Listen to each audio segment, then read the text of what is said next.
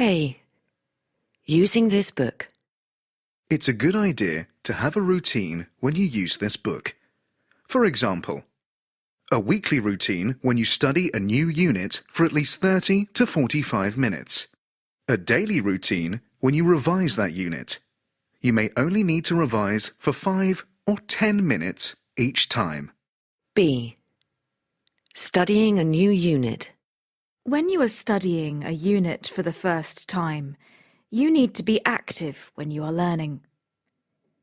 With a new word or phrase, say it aloud and repeat it to yourself silently. If you have the e-book that goes with the book, use it to check the pronunciation. Use a highlighter pen to mark words you think are important or difficult. Write down new words and phrases in your notebook. Always try to write an example sentence for new words. You can choose an example from this book or a dictionary, but an example from your own life will often help you to remember a word. For example, I shared a flat with an Australian girl when I was in London last year. Do exercises in pencil, then you can rub them out using a rubber and do them again later. This is a good way to revise vocabulary. C. Revising a unit. When you are revising a unit 1 or 2 days later, it is also important to be as active as possible. Test yourself. For example, look at a word and cover the meaning. Can you remember what the meaning is? If you can't, check the meaning. Then come back to the word in 5 minutes' time and test yourself again. Look at what you wrote in your notebook when you first studied the unit. Is there any new information you want to add? For example, something about the pronunciation or a common word partner. Diagrams may help you to organize some of the vocabulary differently and help you to remember it. For example, take. Who took my pen? Let's take a break now. I took notes during the lecture. What size shoes do you take? D. Expanding your vocabulary. When you learn a word, for example, dirty, think of synonyms or opposites in your language. Look them up in a bilingual dictionary to find the English words. Then look up the English words in an English dictionary to check the meaning. From this, you will find that the opposite of dirty is clean, and you may also find filthy. A. What do you do? This is what some students do. I write down new English words and phrases in my notebook, and next to each one I write a Spanish translation. I usually write down if a word is a noun, verb, adjective, and so on. I sometimes write a word in phonemics because English pronunciation is very difficult for me. But my notebook is a mess. I like to draw pictures. I sometimes make a note of new words in my notebook, but I often forget. I usually write a translation, and sometimes I write example sentences as well. I've got a notebook. I don't use it much, but when I do, I try and list words by topic. So I put all the animals together and all the clothes words together, and so on. I find it's easier to remember the words this way. I note down new words and phrases. Sometimes I translate them into Polish, and sometimes I write an explanation in English if it is not difficult. For example, kitten, a very young cat. B. Tips for your notebook. A tip is a piece of advice to help you. Here are some tips for your notebook. Put words from one topic in the same place. For example, food in one place, clothes in another, etc. Don't mix them up. You can also have grammar topics. For example, uncountable nouns, or a page for words that all have a connection. For example, words and phrases that were all in a story you read in English. Some words and phrases will go in more than one topic. If you can't find a topic for a new word or phrase, for example, useful or in particular, put them in a different place in your notebook. For example, a page for each day or each week, or perhaps one page for every English lesson you have. Write the date clearly at the top. For example, Monday the 14th of May. When you write down new vocabulary, write a translation if it is necessary, but also write the meaning in English if it is possible, or draw pictures. If possible, add synonyms, opposites, other parts of speech, etc. Awful. Adjective. Means terrible. Synonym. Dreadful. Enjoy. Verb. Means like something and get pleasure from it. Noun. Enjoyment. Adjective. Enjoyable. Example sentences help you with the grammar of a word, or with word partners, collocations. I enjoy living in a big city, not I enjoy to live in a big city. I spent 2 weeks in Rome, not I passed 2 weeks in Rome. You spend time in a place. Remember, words often have more than one meaning that you need to know. For example, a tip is also money that you give. For example, to a waiter for serving you in a restaurant. A. What dictionaries do I need? A bilingual dictionary is easy for you to understand and quick and easy to use. A dictionary in English will give you reading practice in English and many more examples of how words are used.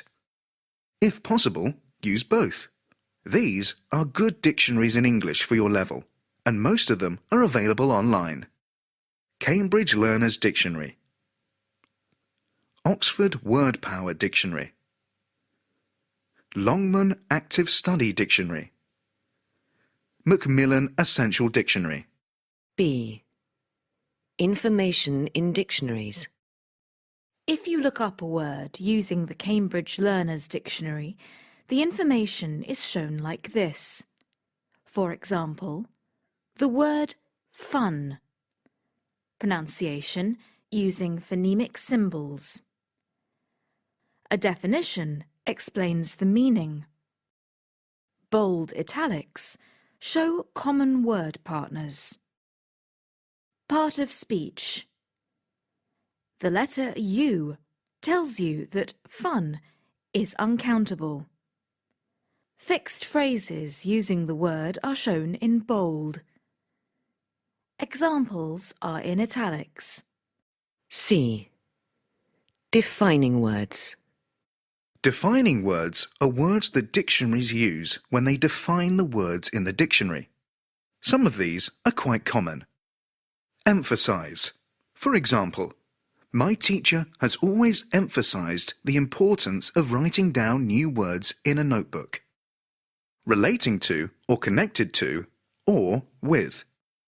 For example, musical is connected with or related to music. Amount. For example, £5 million is a large amount of money. Official. For example, a passport is an official document. Behave. For example, people can behave strangely when they're nervous. D. Using a dictionary.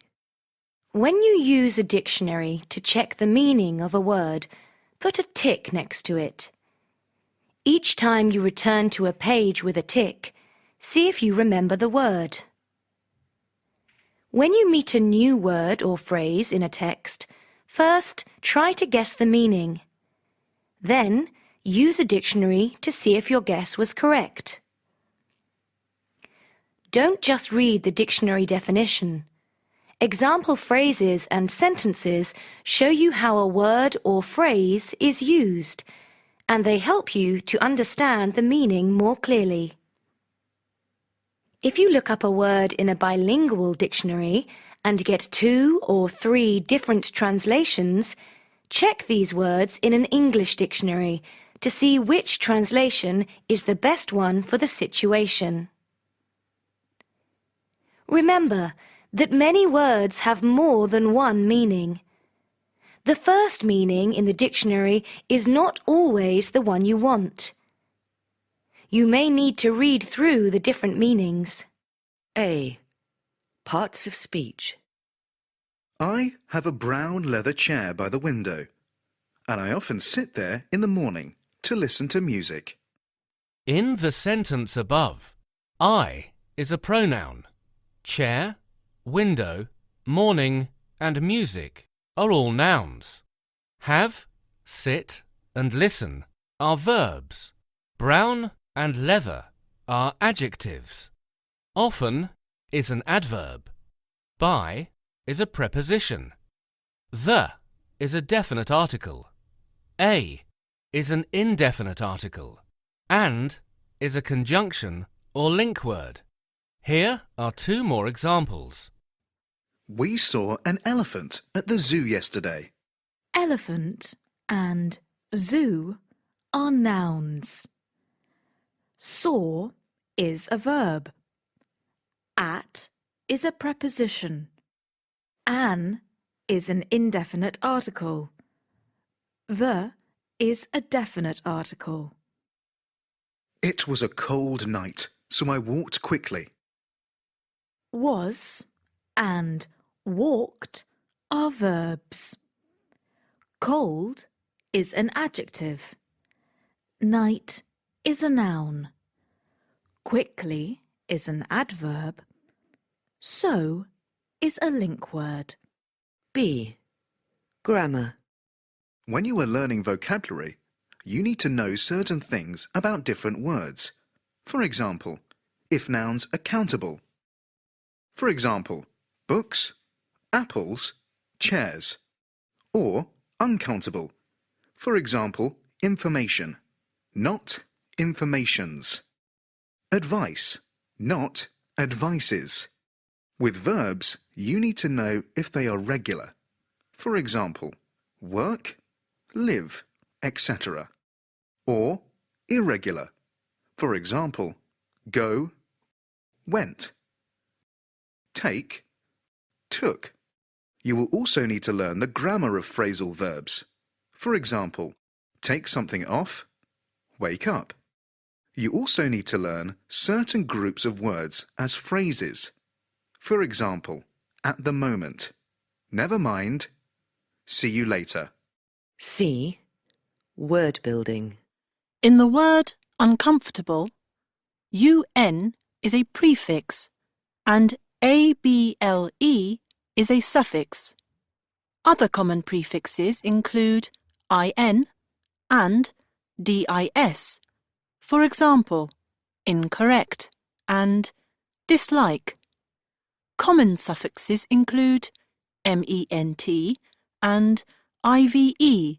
For example, improvement and attractive. D. Pronunciation. Dictionaries show the pronunciation of a word using phonemic symbols. For example, book, before, cinema. Every word has 1 or more syllables. For example, book has 1 syllable, before has 2 syllables, cinema has 3 syllables. It is important to know which syllable to stress. For example, on before, it is the 2nd syllable, before. On cinema, it is the 1st syllable, cinema. The vertical mark shows where the stressed syllable begins. E. Punctuation. Every sentence must begin with a capital letter and end with a full stop. Some sentences have a comma, which often shows a pause in a long sentence. Did you also know that a question must end with a question mark? A. Who speaks what where? Country: Australia. Nationality: Australian. Language: English. Brazil: Brazilian. Portuguese. China: Chinese. Mandarin and Cantonese.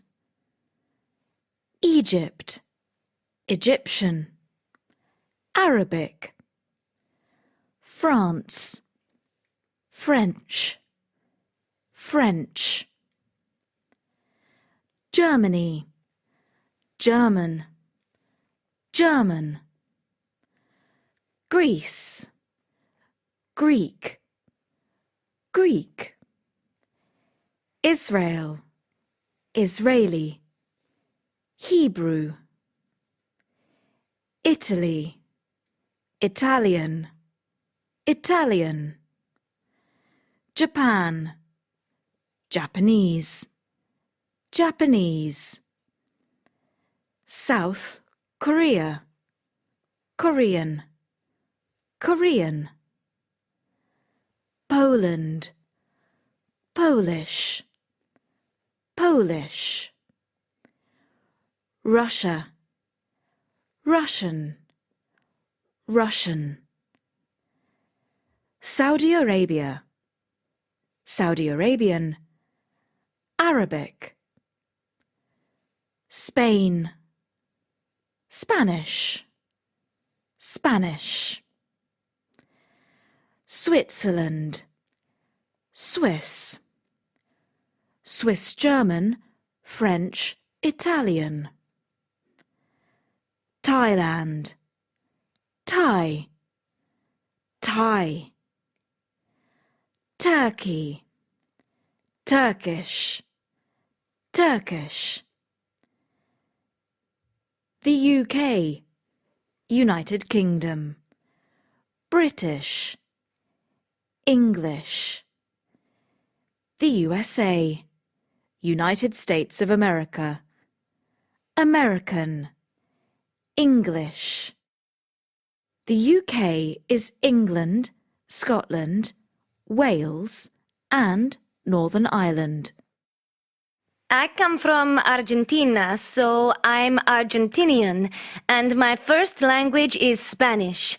The capital is Buenos Aires, which has a population of more than 10 million people. B. Parts of the world. The continents in the world are Europe, Africa, Asia, North America, South America, Australia, Australia and New Zealand, and Antarctica. We also use these terms for different parts of the world. The Middle East, for example, United Arab Emirates, Saudi Arabia. The Far East, for example, Thailand, Japan. The Caribbean, for example, Jamaica, Barbados, Scandinavia, Sweden, Norway, Denmark, Finland. C. The people. When we are talking about people from a particular country, we add S to nationalities ending in I or IAN. But we need the definite article, the, for most others. Brazilians, Russians, Thais, Israelis are. The British, the French, the Swiss, the Japanese are. With both groups, we can also use the word people. For example, Brazilian people, British people, etc. A. Facts. Did you know 2/3 of the surface of the Earth is covered in water. El Azizia in Libya is the hottest place in the world, where temperatures of over 57 degrees Celsius have been recorded. The coldest place on Earth is probably Vostok in Antarctica, which reached a temperature of -89 degrees Celsius. The Kubera Voronya cave near the Black Sea coast in Georgia is the deepest cave in the world. It is over 2,000 meters deep. The Beijing-Hangshu Grand Canal is the longest canal in the world. It is 1,794 kilometers long. The highest waterfall in the world is Angel Falls in Venezuela. It is 979 meters high. The Amazon rainforest is the largest rainforest in the world, covering 40% of the South American continent. The Pacific is the largest ocean in the world and is nearly twice the size of the Atlantic Ocean. B. Geography. Switzerland consists of 3 main geographical regions: the Swiss Plateau, the Jura, and the Alps. Switzerland is a land of contrasts, with completely different landscapes. The climate can also change within a very short distance. For example, Ascona in the south has an almost Mediterranean climate, but the Dufour Peak in Valais has a very cold climate. The distance between the two is just 70 kilometers. North, northeast, east, southeast, south, southwest, west, northwest. A. Weather conditions. Notice that it is very common to form adjectives by adding y. Noun, fog. Adjective, foggy. Cloud, cloudy. The cold, cold. Ice, icy. Noun, sun. Adjective, sunny. Verb, the sun is shining. Wind, windy. The wind is blowing. Snow, snowy. It's snowing. Rain, wet. It's raining. There are common word partners to describe weather conditions. It was very cloudy this morning, but the sun came out after lunch. The accident happened in thick fog. We had some heavy rain at the weekend. There was a strong wind when we were on the boat. The wind has blown all the apples off the tree. It rained in the morning, but the sky was clear by lunchtime. It's been extremely cold today. B. Rain and storms. For heavy rain, we often use the verb pour. For example, pour with rain. For short periods of light or heavy rain, we use the noun shower. A storm is heavy rain with strong winds. It poured with rain this afternoon. Look, it's really pouring with rain now. We had a couple of heavy showers this morning. We had a couple of light showers this morning. A period of hot weather sometimes ends with a thunderstorm. First, it becomes very humid, then you hear thunder and see lightning, and it's followed by heavy rain. C. Temperature. How hot or cold it is. 40 degrees Celsius, 10 degrees below zero. Boiling, hot, warm, not very warm, also cool, cold, also chilly, freezing. A. Pets and farm animals. In the UK, many people keep pets. The most common are dogs and cats, but people also keep birds, for example parrots, that are usually in a cage. Children sometimes keep mice, singular mouse, and rabbits. Some people keep more unusual animals as pets, for example frogs, snakes, and spiders.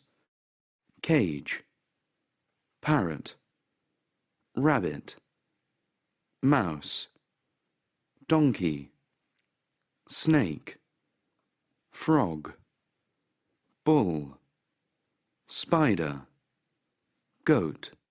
Farms in the UK may have sheep, pigs, cows, horses, donkeys, chickens, goats, and a bull. B. Wild animals. The pictures show a number of wild animals. If you are lucky, you may see these animals in the wild, but you will probably see them in a zoo. Some of these animals, for example tigers, are now quite rare. It is important that we protect these endangered animals. Monkey, camel, tiger, giraffe, leopard, lion, bear, elephant, trunk. C. Insects. B. Ant, mosquito, fly, butterfly, wings. D.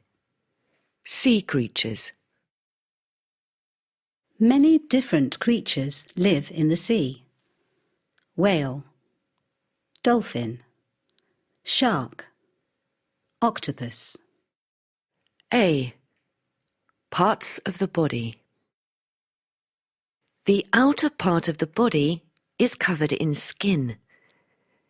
Too much sun is bad for your skin. Forehead, cheek, lips, neck, chest, elbow, waist, bottom, hip, knee, ankle. Chin, shoulder, breast, wrist, thumb, heel, toe. B. Movements with your mouth, face, and head. People breathe through their nose or mouth. You breathe in and out about 12 to 15 times a minute. People smile when they're happy, and sometimes smile at people to be polite. People laugh at things which are funny. People sometimes cry if they're very unhappy or receive bad news. People in some countries nod their head to mean yes, and shake their head for no. People often yawn when they're tired, and sometimes when they're bored. C. Common expressions. Shake hands with someone. Fold your arms. Comb your hair. Wave to somebody. Blow your nose. A. Describing beauty. Your appearance is the way you look, and we sometimes use different words to talk about beauty in men and women. Women can be attractive or good-looking, and we often use pretty to describe a girl. We use beautiful or gorgeous for women who are very attractive. Men can be attractive and good-looking, but also handsome. If men are very attractive, we can say they are gorgeous or very good-looking, but not usually beautiful. Liam has become quite handsome. Bella looks gorgeous in that dress. Olivia was very pretty when she was younger. They're a very good-looking couple. B. Size. We can talk about a person's height and their weight. For example, I'm roughly 1 meter 80 tall, and I weigh just under 80 kilograms. If someone is not tall or short, you can describe them as medium height. If a person is very similar to most other people in height and weight, you can say they are average. How tall is Hannah? Medium height, I'd say. Is Marco quite big? No, about average. C. Hair. Blonde, fair, brown, dark, black, straight, wavy, curly. D. Talking about someone's appearance.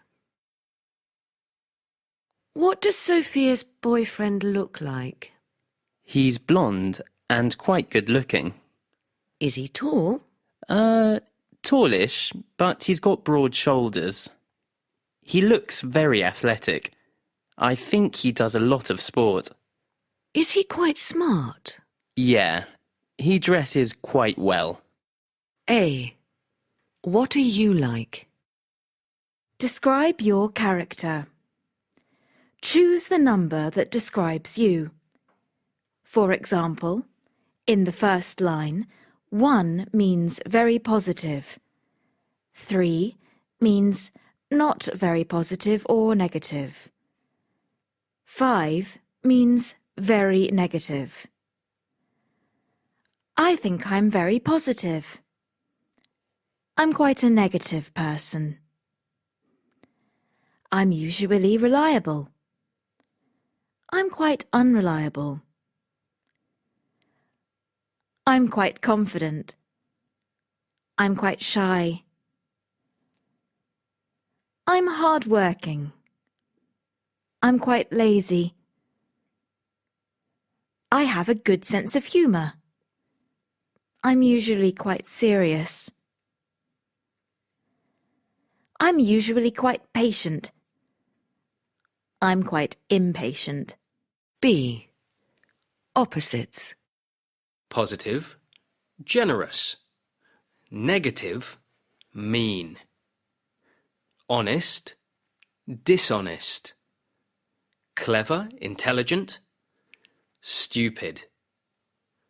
Calm, nervous, anxious. C. Describing a friend. The first thing I would say about my best friend is that she's very sensible. I've never known Amelia to do anything silly, and I know I can always trust her. She's also very creative. She makes things, and she's a very talented artist. I wish I had her talent. A. How do you feel? I'm very proud of my son's success, but I'm a bit disappointed that the local paper hasn't shown more interest in the story. The politicians seem confused about what to do, so I'm not hopeful that things will improve. We were curious to see what all the noise was about, But I felt anxious when I saw how angry the men were, and really scared when they started coming towards us. I think Harry ended the relationship because his girlfriend was getting jealous, but now he's quite upset. B. The effect of the weather on our feelings. Why do people say they feel more cheerful when the sun shines and miserable when it's raining? Why do some people suffer from SAD, seasonal affective disorder, which makes them feel depressed during long, dark winters? Can the weather really affect our mood, or is it just in our imaginations? C. The effect of colour on our emotions. Colour can have an effect on our mood, but how do specific colours relate to our emotions? Red can make us feel energetic, but it can also indicate anger. Pink, though, is softer and more about maternal love and caring for people. Green is associated with nature and is good for people suffering from stress. Blue is relaxing and helps us to be creative, but too much dark blue can make us depressed. A. Relatives. Members of your family. Synonym, relations. My father died when I was 9, and so my mother was a widow with 4 young children. She remarried 5 years later, so now I have a stepfather. As he is not my real father, I call him by his first name, which is Dieter. I've got an elder brother called Thomas and 2 younger sisters, Anya and Claudia, who are twins. We are a close family. My mother is an only child, but I've got 2 uncles on my father's side. One is married with 2 children, and the other is married with 3 children. So altogether, I have 5 cousins. I get on well with Uncle Rolf, and he always tells me I'm his favorite nephew. Of his nieces, I think he likes Anya best. Recently, my brother Thomas got married. His wife's name is Sabine, so I now have a sister-in-law as well.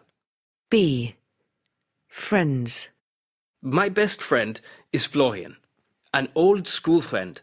We got to know each other when we were in the same class at school. We've been mates ever since, and our friendship is very important to both of us. He spends a lot of time with my family, and his current girlfriend is actually one of Thomas's ex-girlfriends, but we all get on really well. A. Ages and stages in the UK. Age, 0. Stage, birth.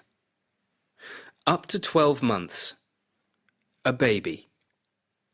12 months to 3 years old, a toddler. 3 to 12 years old, a child. This period is your childhood. 13 to 18 approximately, a teenager. During this period, you are in your teens. 18 plus, an adult. 40 plus approximately, people are middle-aged. 60 or 65, retirement. 80 plus, old age. We usually describe people as elderly. B. Approximate ages. I'm in my early 20s.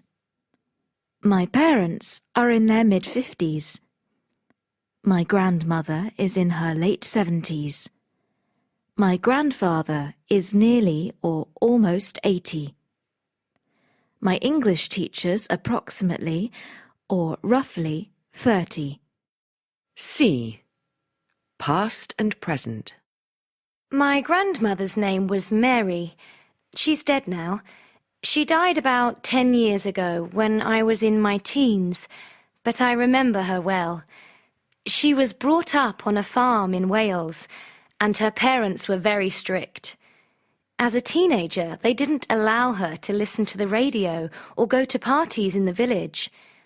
In the end, she decided to leave home and get a job in Cardiff.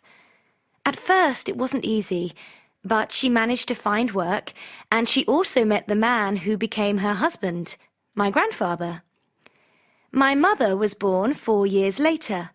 She had a very different childhood. She grew up in the city. She was allowed to go to parties, and when she was in her teens, her parents let her stay out late. My mum is the same with me. A. Romance. I had my first date when I was 16, and it was terrible. I took a girl to the cinema, but she didn't like the film and looked bored all evening. It was a bad start. Then, when I was 17, I went out with a girl for 3 months, but we broke up when she met a boy who was 2 years older than me and had a car. My first serious relationship was when I went to university. I got to know Melanie because we were on the same course. At first, we were just friends. Then we started going out with each other. And after a few months, we realised we were in love. We got engaged a couple of years after we left university. And then... B. Marriage. The time when you are married. We got married the following year. We didn't want a big ceremony, so we had the wedding in the local church near Melanie's home with just family and a few friends. Afterwards, we had the reception in a small hotel nearby and then went on our honeymoon to Greece. C. Children. Just over 3 years later, Melanie got pregnant, and our first child, Cal, was born just 2 days after our 4th wedding anniversary. We had a big celebration. D. Divorce. When a marriage officially ends. Things started to go wrong when I got a job as manager of a sportswear company. I was working 6 days a week, and I had to do a lot of travelling. It was difficult for Melanie as well. She was working during the week. Then at weekends, she was often alone or on her own with 2 young children. I felt I couldn't give up my job, and in the end, Melanie decided to leave me. The following year, we got divorced. A. Sleep. During the week, I usually wake up about 7:30 a.m. If I don't, my mum wakes me up. I get up a few minutes later. In the evenings, I go to bed about 10:30 p.m. and usually go to sleep straight away. If I have a late night, I try to have a sleep in the afternoon when I get home from college. B. Food. I have coffee and cereal for breakfast, then have a light lunch, maybe a sandwich and an apple, and a snack in the afternoon. We have our main meal in the evening. If Mum's late home from work, she doesn't bother to cook. We just get a takeaway instead. One of us has to feed the cat as well.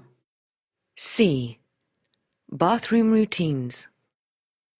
I usually have a shower when I get home from college because my sister, Rosie, and my brother, Marcus, spend so much time in the bathroom in the morning. I only have time to have a wash and clean my teeth before Rosie comes in to put on a bit of makeup. In the winter, I sometimes have a bath instead of a shower. I like to lie in the bath and listen to music. D. Housework. The work of keeping a home clean and tidy.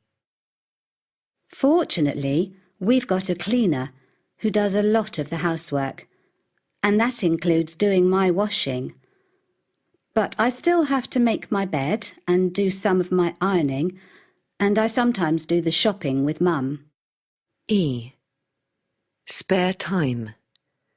Time when you are not working. On weekdays, I usually stay in and watch TV in the evening At the weekend, I go out quite a lot with my friends, either to the cinema or just to a cafe, and I eat out once a week. Sometimes friends come round and we chat about clothes, music and college. A.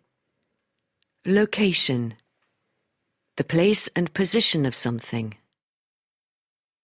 We live on the outskirts of town, and it's a very nice location. We used to live in the centre, but we moved to our present flat when we had children, because there's more space for them to play, and it has nice views. B. Our flat. This is where we live. We rent a flat on the second floor. There's a family in the flat downstairs and a young French couple upstairs on the top floor.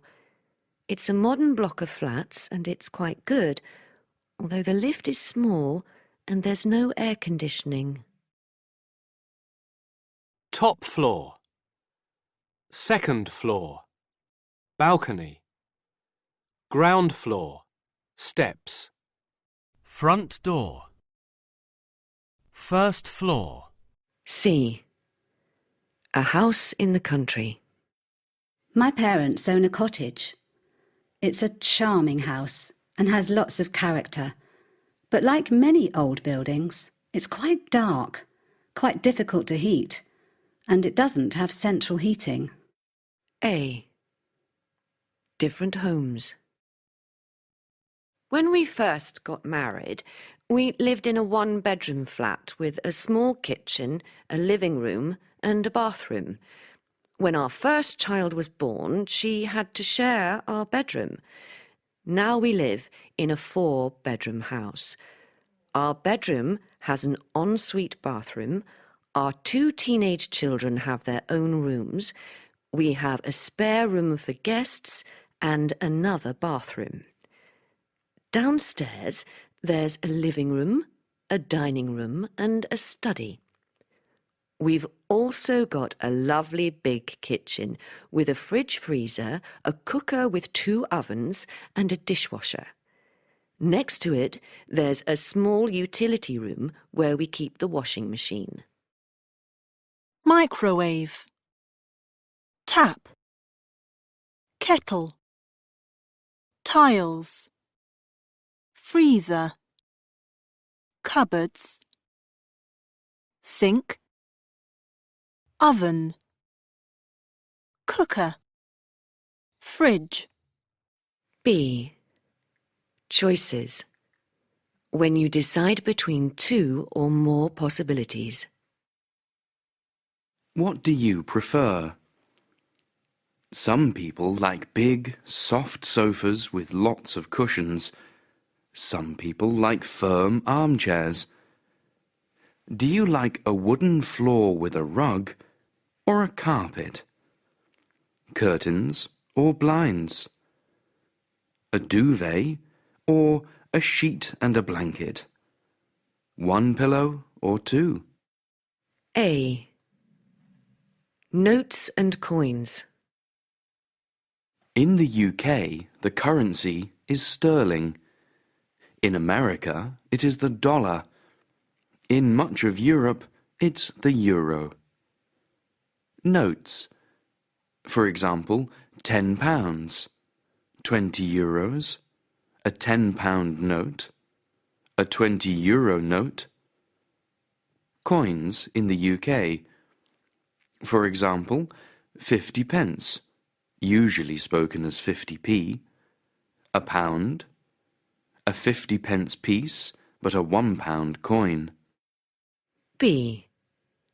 Managing your money. I've had a bank account for a few years now, and I make sure my account is always in credit. I go to the cash point once a week, so I always have some cash with me, and I check my account online once a week to see how much money I've got. C. Money problems. When I went to university, I had to get a student loan to pay my fees. That meant I had to be careful and make sure I didn't waste money. But by the time I finished my degree, I owed a lot. One good thing is that I don't have to pay it back until I get a job and I'm earning a reasonable amount of money. At the moment, I'm saving up for a new laptop. The one I have is very slow and keeps going wrong. I'd love to have a car as well, but I can't afford it. D. Accommodation. Places where you live or stay. This year, I'm renting a flat with 3 friends of mine. We had to pay 1 month's rent as a deposit, but it's a nice place, quite good value for money, and the landlord isn't charging us to use his garage. A. Common problems. I've got a sore throat and a temperature. That sounds like flu. You should see a doctor. I've cut my arm. It's bleeding. Put a bandage round it. I've got a terrible cough. Go to the chemist and get some cough medicine. I've got a headache.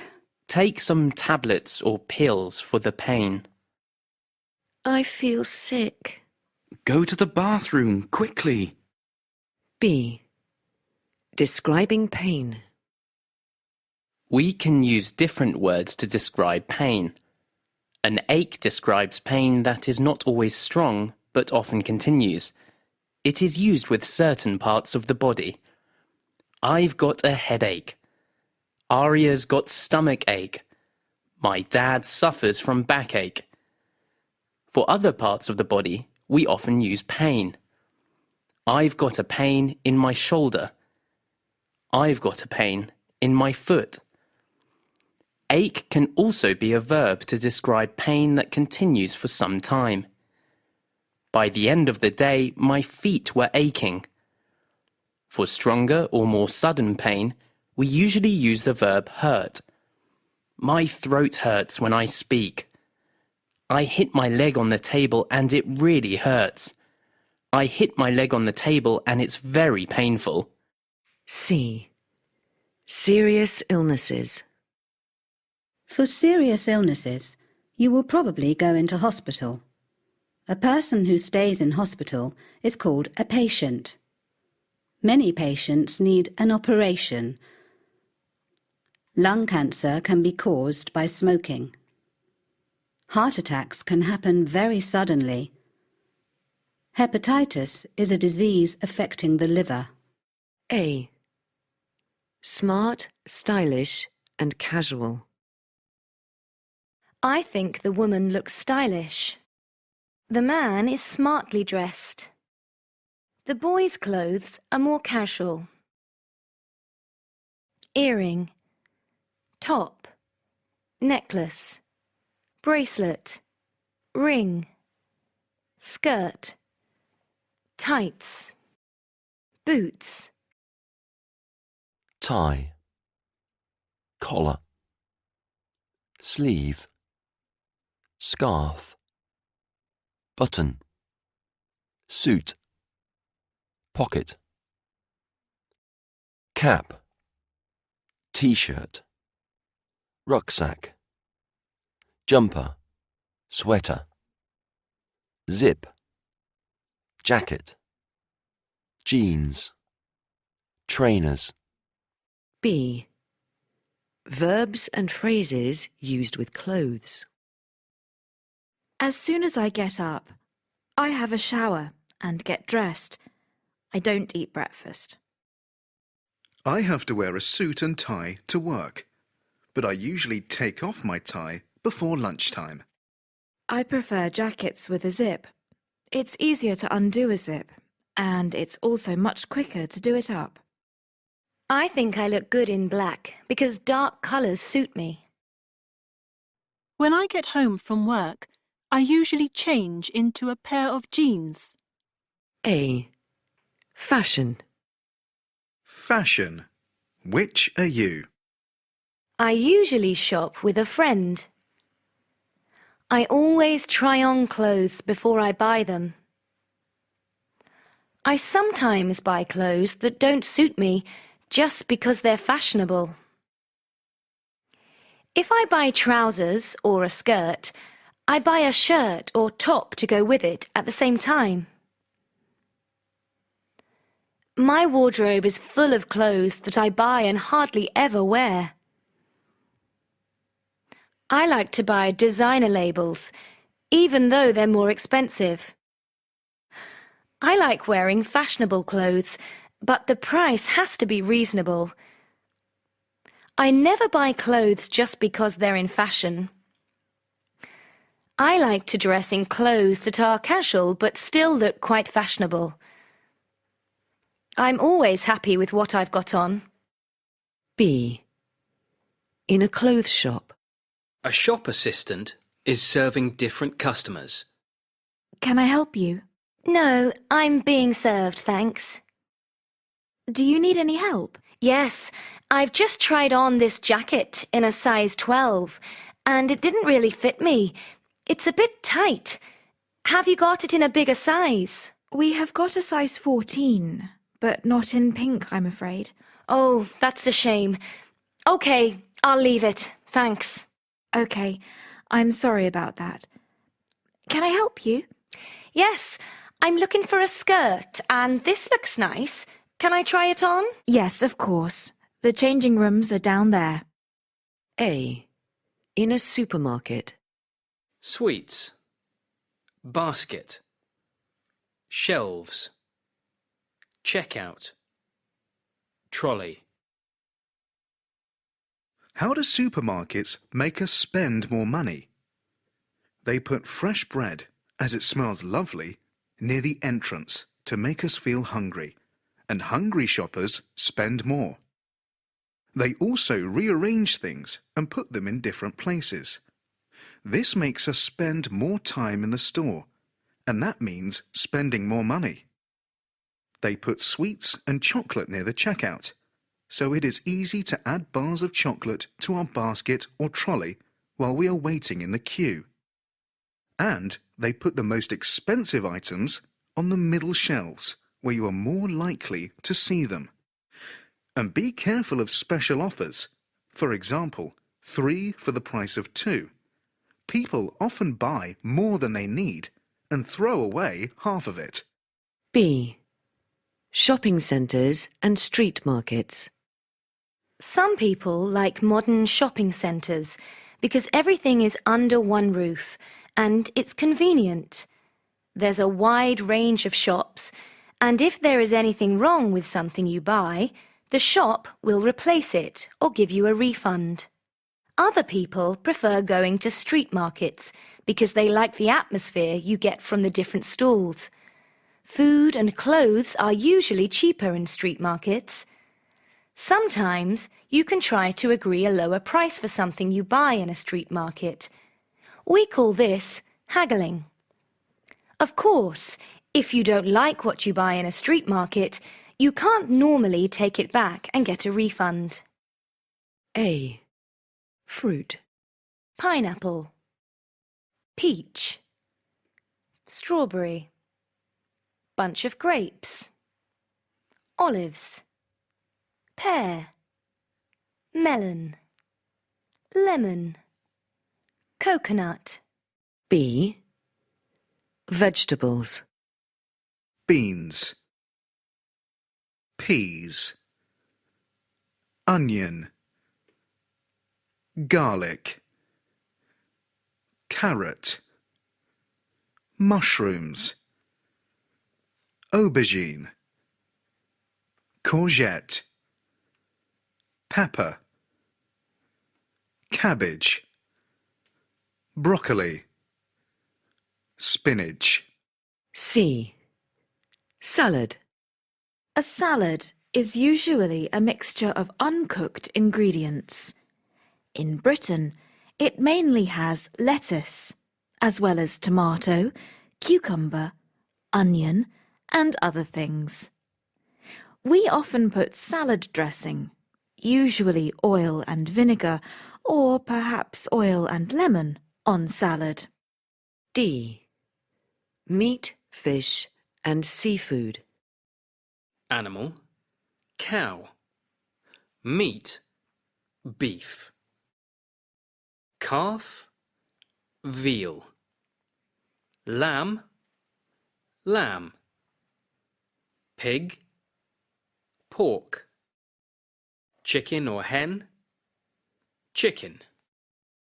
A person who does not eat meat is a vegetarian. Salmon, prawns, mussels, crab. A. Ways of cooking food. You boil potatoes or rice in a saucepan. You can fry sausages in a frying pan. You grill toast or meat under a grill. You roast meat in the oven. You also bake cakes in the oven. You barbecue meat and fish on a barbecue. Food which is not cooked is raw. B. Preparing and cooking food. Peel the potatoes and boil them. While they're boiling, chop an onion. Fry the onion before adding some chopped tomatoes.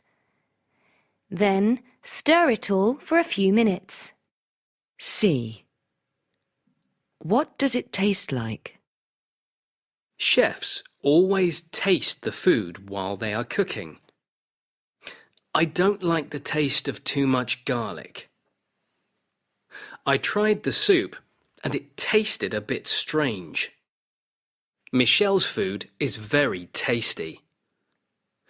Indian food is a bit too spicy for me. You get ice cream in different flavours. Lena said her pasta was horrible, but I thought it was delicious. D. Are you a good cook? I'm a bit nervous when I cook, so I always follow a recipe and make sure I have all the right ingredients before I start. However, I am quite good at making pies, especially apple pie. A. The rush hour. The time when people travel to and from work. For me, the rush hour is the worst time of day. Everywhere is busy and everyone seems to be in a hurry. I usually drive to work, but sometimes I get stuck in traffic jams. And when I get to work, I find there's nowhere to park because the car park is already full. But if I get the bus, it takes me longer and that makes the journey very stressful. When I get home in the evenings, I often feel exhausted, more from the travelling than from my work. B. The nightlife. Places to visit in the evening for social reasons. One of the advantages of living in the city is the nightlife. The town centre is always lively in the evening, and there is a wide variety of bars, clubs and restaurants to go to. If you are more interested in culture and cultural activities, you can go to the cinema, the theatre, concerts, art galleries, etc. C. Advantages and disadvantages. Cities always seem crowded, and they can be dirty and dangerous places to live. Pollution is worse in big cities, and so is the crime rate. I only walk home at night if I'm with a friend. When I'm on my own, I get a taxi. Life in cities is also more expensive. Flats cost a lot, and I think you get better value for money in a smaller town or village. On the positive side, you get a real mix of people and nationalities in a big city. That makes life more interesting. I also enjoy the fact that there's always something going on in a big city, so life is never dull. A. Surrounded by nature. Tree, leaves, branches, plants, grass, roots, ground. I grew up in the countryside, where I was surrounded by nature. As children, we used to play on the banks of the river and in the woods. In the summer, we picked apples and blackberries. In the autumn, we often picked mushrooms. The seasons were all different, and I loved the scenery, the open spaces, and the fresh air. I still do. B. Working in the country. My uncle owns a farm. He keeps a few animals, but mostly he grows crops like barley, wheat, and potatoes. Farming is a hard life. My uncle is usually up at 5 in the morning, and sometimes his work isn't finished until sunset. Hill, valley, woods, farmhouse, fence, gate, field, footpath, tractor. C. The disadvantages of country life. The worst thing about living in a village is that there isn't much to do in the evening apart from going to the village pub. The nearest town is 8 miles away, and public transport is hopeless. And of course, you don't get many shops in a village. A. Vehicles. Vehicle is the general word for all types of road transport. Bus, coach, lorry, also called a truck, van, bicycle, motorbike. B. Travelling around. Bus or coach. Bus or coach driver. Bus fare. Get or catch or go by. Get on or off. Bus stop or bus station. Journey. Train. Train driver. Train fare. Get or catch or go by. Get on or off. Platform or train station. Journey. Plane. Pilot. Airfare.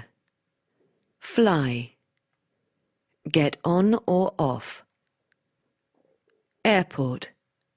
Flight. Taxi. Taxi driver. Fare. Get or take. Get in or out of. Taxi rank. Bicycle. Cyclist. Go by bike or cycle or ride a bike. Get on or off. I go to work by bus. It's only 3 stops. We got the train to Cardiff, but the journey was terrible. When the bus fares went up last month, my dad started cycling to work. I got out of the taxi and almost walked away without paying the fare. If there are more flights, airfares should be cheaper. We were going to get the train to Paris, but in the end we decided to fly. C. Are you happy with public transport? Buses and trains for people to use. Where I live, buses are not very convenient. The nearest bus stop is half a mile away, and when I do get the bus, I often have to wait in a queue for about 20 minutes, and then 3 come along at the same time. People are always complaining about the bus service, but where I live, it's good. I've got a bus stop round the corner, and buses run every 10 minutes for most of the day, and they're usually reliable. I get the train to work. Trains are expensive. A return to London is £40, but I've got a season ticket and that makes it cheaper. My only real complaint is that if I miss my train, I have to wait half an hour for the next one. A. Roads.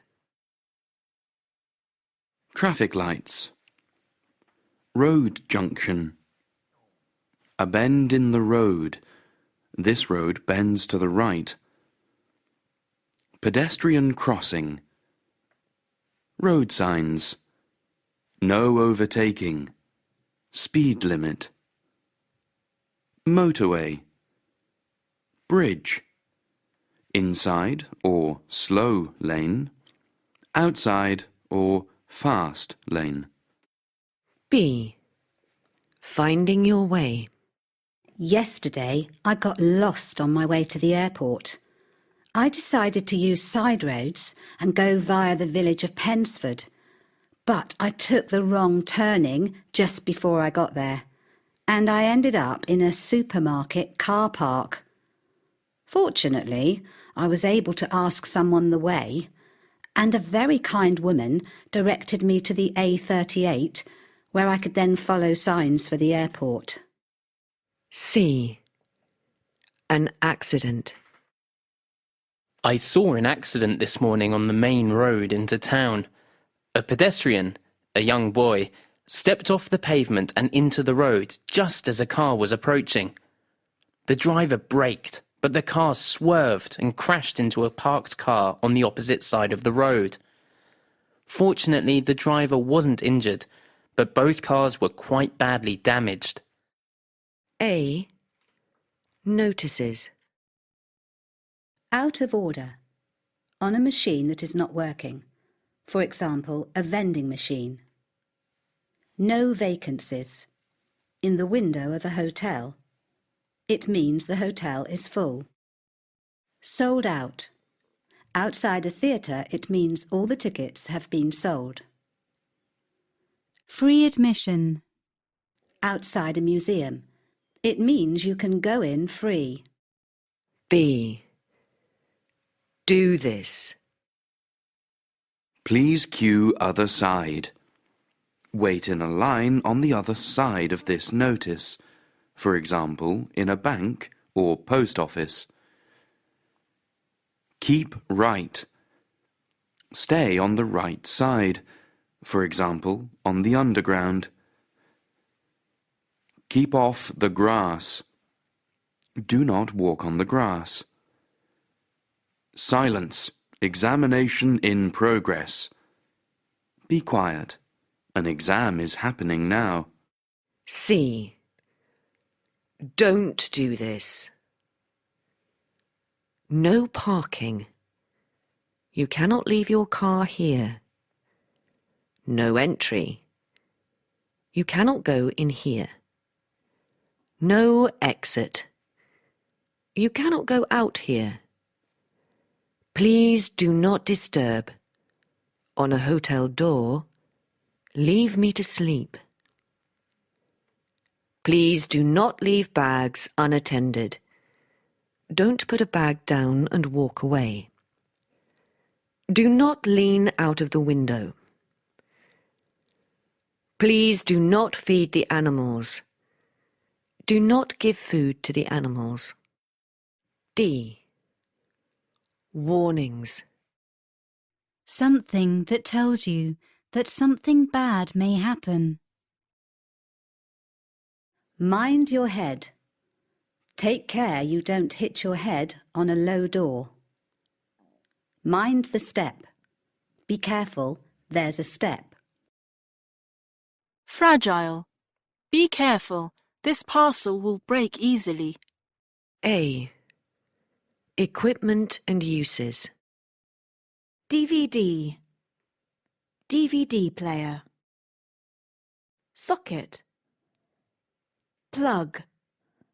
Pencil sharpener. Rubber. Ruler. A highlighter pen. You use a rubber to rub something out. For example, writing. You use a pencil sharpener to sharpen pencils. You use a ruler to measure something. You use a highlighter pen to highlight a word. B. Classroom activities. Teachers or students do these things in the classroom. Look up a word in a dictionary. Borrow someone's dictionary or rubber. Plug in the DVD player. Turn up the volume on the DVD player. Correct students' English. Teachers may ask students to do these things in the classroom. I'd like you to work with a partner. Enrique, could you swap places with Lorena? Kim, could you share your book with Petra? Repeat this sentence after me. C. Questions about vocabulary. What does tiny mean? It means very small. How do you pronounce weight? It's pronounced wait, like wait. How do you spell bicycle? B-I-C-Y-C-L-E.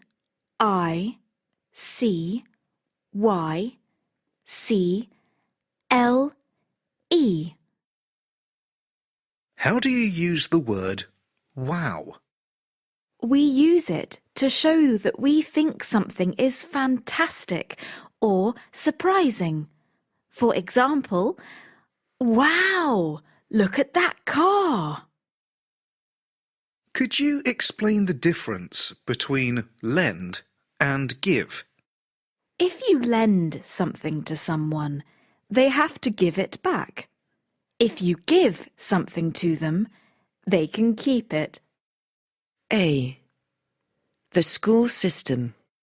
This is the system for state education in most parts of England and Wales. State schools are free and operated by the country. Parents pay to send their children to private schools. Age 3. Education. Almost all children attend nursery school for up to 15 hours a week. Age 5. Everyone starts primary school. Age 11. Pupils go to secondary school. Age 16. Pupils take or do GCSE exams in up to 10 subjects.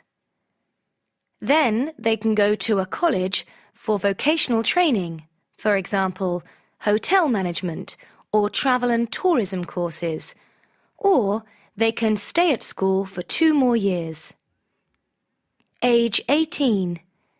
Pupils take A-level exams in 3 or 4 subjects, and then they can leave school and get a job, or go on to university, or go to a college for further education or training, for example, teaching or business studies. B. The school timetable. The school day is divided into about 5 to 7 lessons, and over the course of a week, most pupils do or study about 10 subjects, including English, maths, history, science, etc. There's usually a 1-hour lunch break and a break in the morning and afternoon as well. The school year is usually divided into 3 terms, with each term being about 13 weeks, although some schools are now having shorter terms and more frequent holidays.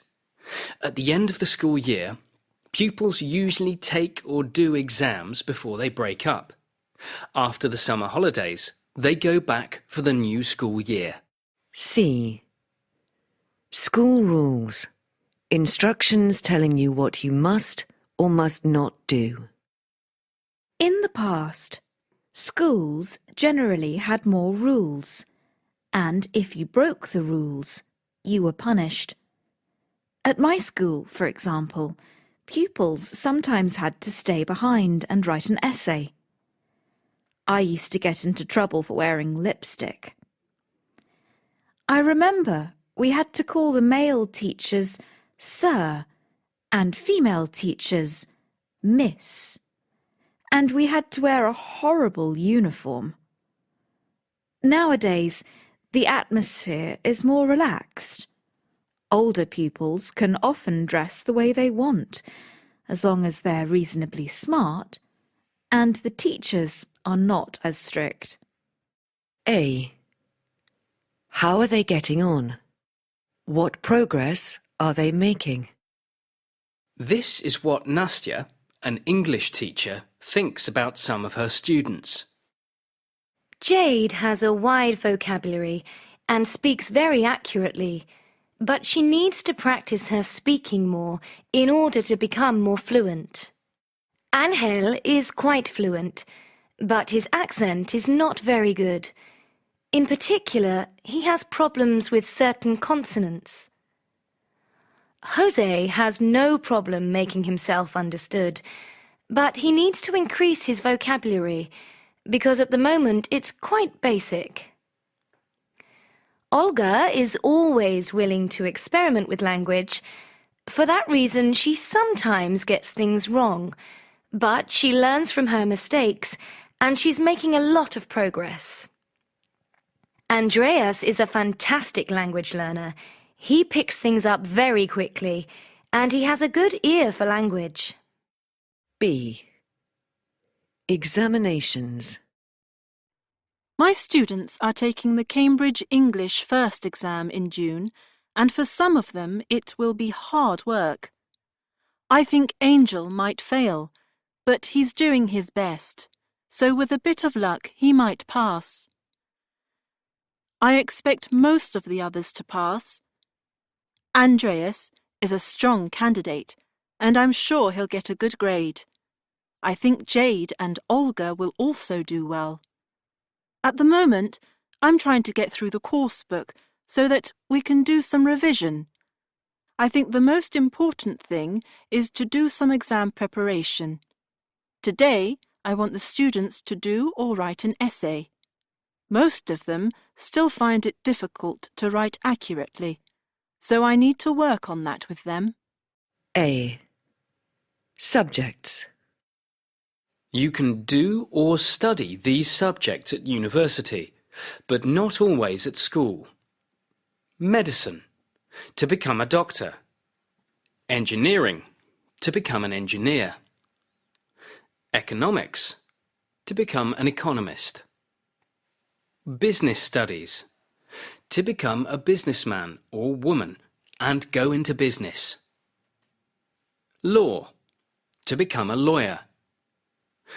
Architecture, to become an architect. Psychology, to become a psychologist. B. Studying at university. Some students go to university because they enjoy studying. Others just want a qualification. First, however, you have to get good grades in your final school exams to get a place at many universities. You can then study for or do a degree. If you complete the course successfully, you get your degree and receive a certificate. In the UK, most degree courses last 3 years, although some take longer, for example, medicine or law. Teachers at university are usually called lecturers, and most of the teaching is done through lectures. The most senior lecturers have the title Professor. Students doing arts subjects, for example, English or history, will spend time working in the library and writing essays. Students doing science degrees, for example, physics or chemistry, will probably spend a lot of their time working in a laboratory. Informal, lab. C. Postgraduate degrees. When students are doing their first degree, they are called undergraduates. When they complete their degree, they are graduates. Some graduates go on to do a master's. For example, in the UK, an MA, Master of Arts, or MSc, Master of Science. These are called postgraduate degrees. The longest one is a PhD, Doctor of Philosophy, where students do research for at least 3 years. A. Working with your hands. Brick. Builder. Builds or repairs homes. Wood. Carpenter. Makes things using wood. Pipes. Plumber. Installs and repairs water pipes, etc. Socket. Electrician. Installs and repairs electrical things, for example, lights. Mechanic. Repairs cars when there is a problem. B. Professions. Jobs that need a lot of training and or education. Job. Architect. What he or she does. Designs buildings. Lawyer. Represents people with legal problems. Engineer. Plans the building of roads, bridges, machines, etc. Accountant. Controls the financial situation of people and companies. University lecturer. Teaches in a university. For example, gives lectures. C. The medical profession. These people treat people or animals. GPs, dentists, and vets all work in a place called a surgery. In hospital, there are nurses who look after people and surgeons who operate on people. D. The armed forces and the emergency services. My son joined the army when he was 18. Gun. Soldier. In the army. Sailor. In the navy. Pilot. In the Air Force. Police officer. In the police force. Fireman. Firefighter. In the fire brigade. A. What do you do? People can ask what job you do in different ways. You can answer in different ways. What do you do? I work in sales, or marketing, or a bank, etc. What do you do for a living? I'm a doctor, or hairdresser, etc. What's your job? I work for Union Bank, or Fiat, or Sony, etc. B. What does that involve? What do you have to do exactly? James and Emma are business consultants. They advise people who want to set up a business, especially in health and fitness. James deals with the marketing, while Emma is responsible for products such as towels, equipment, beauty products, etc. Amy is a manager in a veterinary surgery. She runs the day-to-day business of the surgery and is in charge of a small team, 3 receptionists, an accounts manager, and a secretary. Her work involves a lot of admin, such as buying food, medicine, and equipment. She also handles any complaints that customers make. C. Pay. Most workers are paid every month. This is called a salary. Your income is the total amount of money you receive in a year. This might be money from one job, it might be money from 2 jobs. We can express this in different ways. My income is about £25,000, or I earn or make about £25,000 a year. Some of that income you can keep, but some goes to the government. In the UK, this is called income tax. For example, I lose 20% of my income in income tax. D. Conditions. The situation in which people work or live. Most people work fixed hours, for example 9 a.m. to 5:30 p.m. We often call this a 9 to 5 job. Other people have to do or work overtime. Some people get paid for overtime. Others don't. Some people have good working conditions, for example nice offices, paid holidays, extra time off for a new mother and father when a baby is born, etc. There is also a minimum wage. A.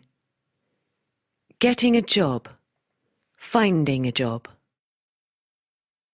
When I left school, I applied for jobs in different companies, and finally, after sending out lots of CVs and having some interviews, a small company employed me. I didn't earn a lot, but the company gave me some training, which was good. B. Promotion. I worked hard, and soon I was promoted. They also gave me a good pay rise. It was really good experience, and when my boss left the company a few years later, they gave me an important promotion. C. Resignation. When you say officially, you are leaving a job. By my mid-20s, I was getting a bit bored and decided I wanted to work abroad. So I quit my job and started looking for jobs in the UK. After a couple of months, I got a job in London. At first, I liked it, but... D. Unemployment. When people do not have a job. After 6 months, I got fed up with the job. I think I was enjoying myself too much to work very hard. Finally, the company sacked me, and after that, I was unemployed for 2 months. Finally, I got a part-time job in the kitchen of a restaurant. E. Success and retirement. The time when people stop work, often at 60 or 65. I loved the restaurant. I learned how to cook, and 2 years later I became manager. 3 years after that, I opened my own restaurant. It was very successful, and 20 years later I owned 5 restaurants, and I was the owner of 2 hotels. I believe anyone can succeed if they work hard enough, and have a little bit of luck. Last year, aged 60, I retired and went back to Italy. A. Office equipment. Calendar. Photocopier. Notice board. Filing cabinet. Diary. Keyboard. Calculator. Files. Rubbish bin. B. Office work. Josh works for a company which produces furniture. He doesn't work in the factory where the furniture is produced, but in the offices across the road. His job involves quite a lot of paperwork. He types letters to different companies, sends out invoices to customers, and sends emails. He also has to arrange visits to other companies, make appointments for his boss, and sometimes he shows visitors round the factory. Occasionally he has to attend meetings with his boss. But one of Josh's most important tasks is to organise the office party every year. C. Office problems. Josh is having a bad day today. The photocopier has broken down, the computer isn't working, and the printer has run out of paper. On top of that, 2 of his colleagues are absent, just when there is loads of work to do. A. A successful business. This is the story of a company that has achieved a great deal in a short period of time. Denham Farm Bakery is a family business with 3 different generations, father, son, and granddaughter, of the family currently working with a team of 90 employees. The company was set up in 1991 with the aim of producing a variety of bread of the highest quality. The Denham family saw there was a growing demand for organic products in the 1990s, and they soon became experts in the field of organic bread making. The company is run from a factory in Ilminster, where the bread is baked daily and then delivered to shops across the southwest of England. The firm has expanded a great deal in the last 20 years, but it still remains a family business. B. A view of a company. Morgan and Stenson are a firm of accountants. They were formerly Stenson and Son, but were taken over by J.S. Morgan 5 years ago. James Morgan took up the position of senior partner, and the company changed its name to Morgan and Stenson. The headquarters of the firm are in Newcastle, but they have 5 other branches in different parts of the northeast of England. James Morgan is a former owner of a football club with many contacts in the football world, so many of his clients are footballers. Last year, the company attracted a lot of attention when it became the first firm of accountants to advertise on local TV and radio. At the time, James Morgan said it was his ambition to change the image that people have of accountants. A. Rise and fall. These verbs describe trends in sales, prices, etc. When sales or prices rise or go up or increase, they can do it in different ways. They can rise slightly. They can rise gradually. They can rise sharply. The opposite can also happen. Prices or sales can fall or go down or decrease slightly, gradually, or sharply. If prices don't rise or fall, they stay the same. We use certain prepositions to say by how much something rises or falls. The price has risen by 10 pence. Sales fell from 8,000 units to 6,500 units. Rise or increase, and fall or decrease can also be used as nouns with certain prepositions. There's been a gradual rise in prices. We've seen a slight increase in profit. There's been a sharp fall in sales. Profits were £5 million, which is a decrease of 10%. B. Financial language. With the economy now improving, banks are reporting positive signs that the number of loans is increasing. With inflation expected to rise, there are growing fears that interest rates could go up by as much as 2% next year.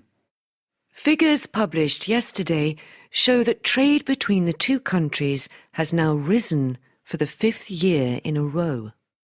Although the value of the pound fell slightly against the dollar yesterday, the news that sales rose in the last quarter has raised hopes that we may be coming out of recession. A. Sports. Goalkeeper. Net. Skis. Stick. Swimming costume. Sport. Athletics. Person. Athlete. Verbs. Run, jump, throw, etc. Place. Track. In a stadium. Motor racing. Racing driver. Drive or race. track, swimming, swimmer, swim or race, pool, boxing, boxer, box or fight, boxing ring, skiing, skier, ski, ski slopes, football, footballer, play, pitch, in a stadium, ice hockey, ice hockey player, play, ice hockey rink,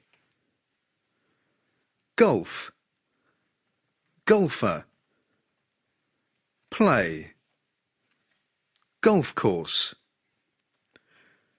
basketball, basketball player, play, basketball court, sailing, sailor, sail, on the sea or a lake.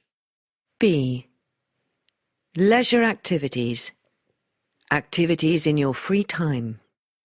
Tent, camping, rock climbing, jogging, yoga, going to the gym. We often go camping in the summer, and we usually do a bit of rock climbing as well. My best friend does a lot of yoga. She works out in the gym 2 or 3 times a week as well. My brother enjoys jogging, and it keeps him fit. My mum does a bit of jogging as well, just for fun. I'm afraid I don't do any exercise at all. A. Winning and losing. In football, you can talk about the score like this. Spain played Poland and they won the game.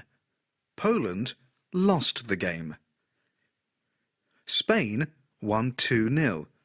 Poland lost 2-0.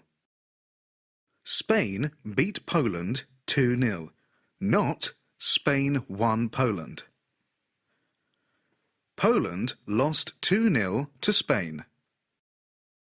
Spain defeated Poland 2-0. Poland were defeated 2-0 by Spain.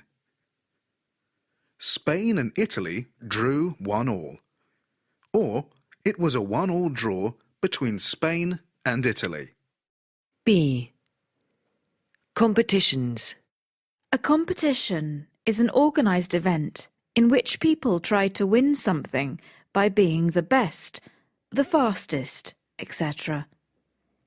Individuals, such as tennis players Serena Williams or Rafael Nadal, and teams, such as Manchester United, take part in different types of competition. Tennis players and golfers enter tournaments, such as the French Open. Football and ice hockey teams play in league competitions, where they play against different teams. Many teams also play in cup competitions, similar to tournaments. For example, the FA Cup, or the World Cup, which ends with 2 teams playing against each other in a final. The winners, opposite the losers, are the champions. For example, Germany became World Cup champions in 2014, and Philipp Lahm received the cup as captain of the winning team. C. Reporting sports events. In one of the most incredible races of all time, Jamaican athlete Usain Bolt won the 100 metres final at the 2016 Olympics. Although Bolt did not break his own world record of 9.69 seconds, He achieved a great victory, running an outstanding time of 9.81 seconds. Usain Bolt has now won 3 gold medals in 3 consecutive Olympic Games, also known as the Triple Triple. Kim Clijsters won the Women's US Open last night for the 2nd time. She first won the championship in 2005, but gave up tennis in 2007 to have a baby. She returned in 2009 and is the first mother to win a Grand Slam for 29 years. There was a superb race for the Canadian Grand Prix. The winner, Lewis Hamilton, passed Sebastian Vettel and won by 5 seconds. But Nico Rosberg now leads the Drivers' Championship with 107 points. A. Books. I used to hate literature at school, but now I read a lot. I started off with fiction. I read hundreds of novels, mostly thrillers and science fiction. My favourite author is John le Carré. Recently, I've started reading quite a lot of biographies, and even some poetry. 2 of my favourite poets are Antonio Machado and Federico Garcia Lorca. They both wrote poems in the early 20th century. B. Films. How do you decide which films you are going to see? If it's a horror film, I usually go and see it.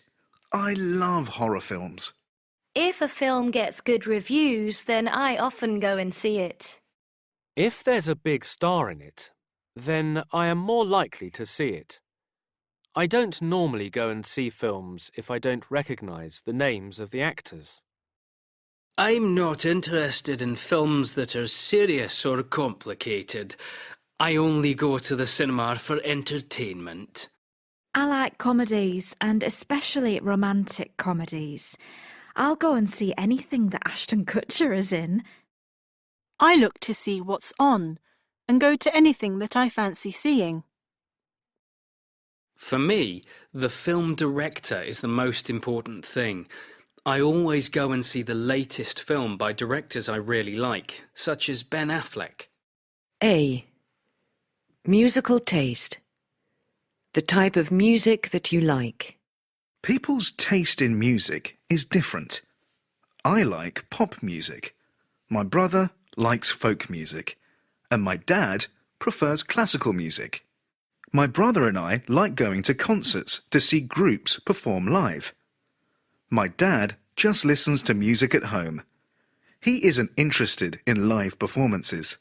When I listen to music, I am mostly interested in the tune, but my brother is more interested in the lyrics.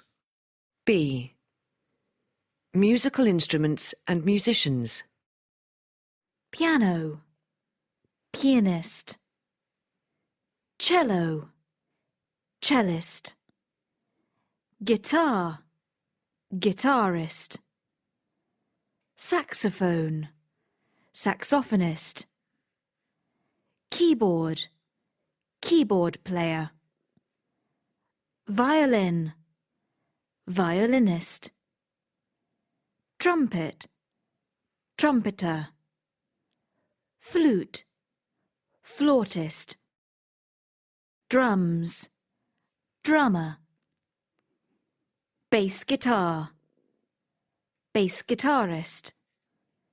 C. People in music. A composer is someone who writes music, usually classical music. A songwriter is someone who writes songs. For example, Paul McCartney, Adele, Ed Sheeran, Chris Martin. A conductor is someone who stands in front of an orchestra and conducts them. An opera singer is someone who sings opera. A ballet dancer is someone who dances in a ballet. A solo artist is someone who sings or plays music but is not part of a group. For example, Beyoncé, Jay-Z, etc. Famous groups or bands are the Arctic Monkeys, U2, etc. D. Making an album. When groups record an album or a single, they do it in a recording studio. Then, when the album comes out, it is usually advertised in the media. Many people download their favourite tracks or albums from the internet. A. A fireworks display. The Sydney fireworks display is held every year, and more than 1 million people gather at Sydney Harbour on New Year's Eve to celebrate the new year. All age groups are involved in the event. At 9 p.m. there is family fireworks for families with younger children. After that, a large number of boats parade around the harbour. Finally, at midnight, there is a spectacular fireworks display for almost 15 minutes, in which more than 4,000 kilograms of fireworks light up the night sky. B. An arts festival. The Edinburgh Festival is an annual event and is the largest arts festival in the world. It consists of at least 6 different festivals which take place in the city and last for almost 6 weeks during August and early September. The most popular festival is the Fringe, which has up to 500 daily performances in dance, music, drama and comedy in 180 places across the city. C. The Chinese Spring Festival. The Spring Festival, or Chinese New Year, is the biggest traditional festival in China. It has been celebrated for about 4,000 years and takes place every year at some point between the 21st of January and the 20th of February. On the day before the festival starts, people from all over China return to their family homes and gather for a big meal. The next day, many people dress up, and children receive money from their parents in red envelopes to bring them luck. Another popular custom is to put 2-line poems on the gates outside each home. A. Types of holidays. Skiing holiday, family holiday, beach holiday, adventure holiday, go on a cruise, city break. B. Online booking. Many people book their holiday accommodation on the internet. To book online, you need to search for your destination and the dates when you plan to travel. You can look for hotels or B&Bs. Often websites have low prices, especially in winter. It is helpful to read the online reviews before you book the accommodation. A popular option for a weekend break is to rent an apartment in an interesting city. But if you want to make life easy, you might like a package holiday, which includes the flight, hotel room, and sometimes meals. C. Renting a private apartment. To Irene Sanders. From Oliver Weiss. Subject: Apartment with mountain view. Dear Irene, we have arrived at your apartment. We picked up the keys from the neighbours without any problems. We like the apartment a lot, but we have a few questions. We can't find the Wi-Fi password. Could you send it to us? Also, the listing said that there was an iron in the kitchen, but we can't see it. Can you let us know where it is? Finally, it's very cold and we can't find the instructions for the central heating. Where do we switch it on? Where's the nearest supermarket? And can you recommend a nearby restaurant for dinner? Somewhere cheap would be great. All the best, Oliver and Joe. A. Departure. When you leave a place at the start of a journey.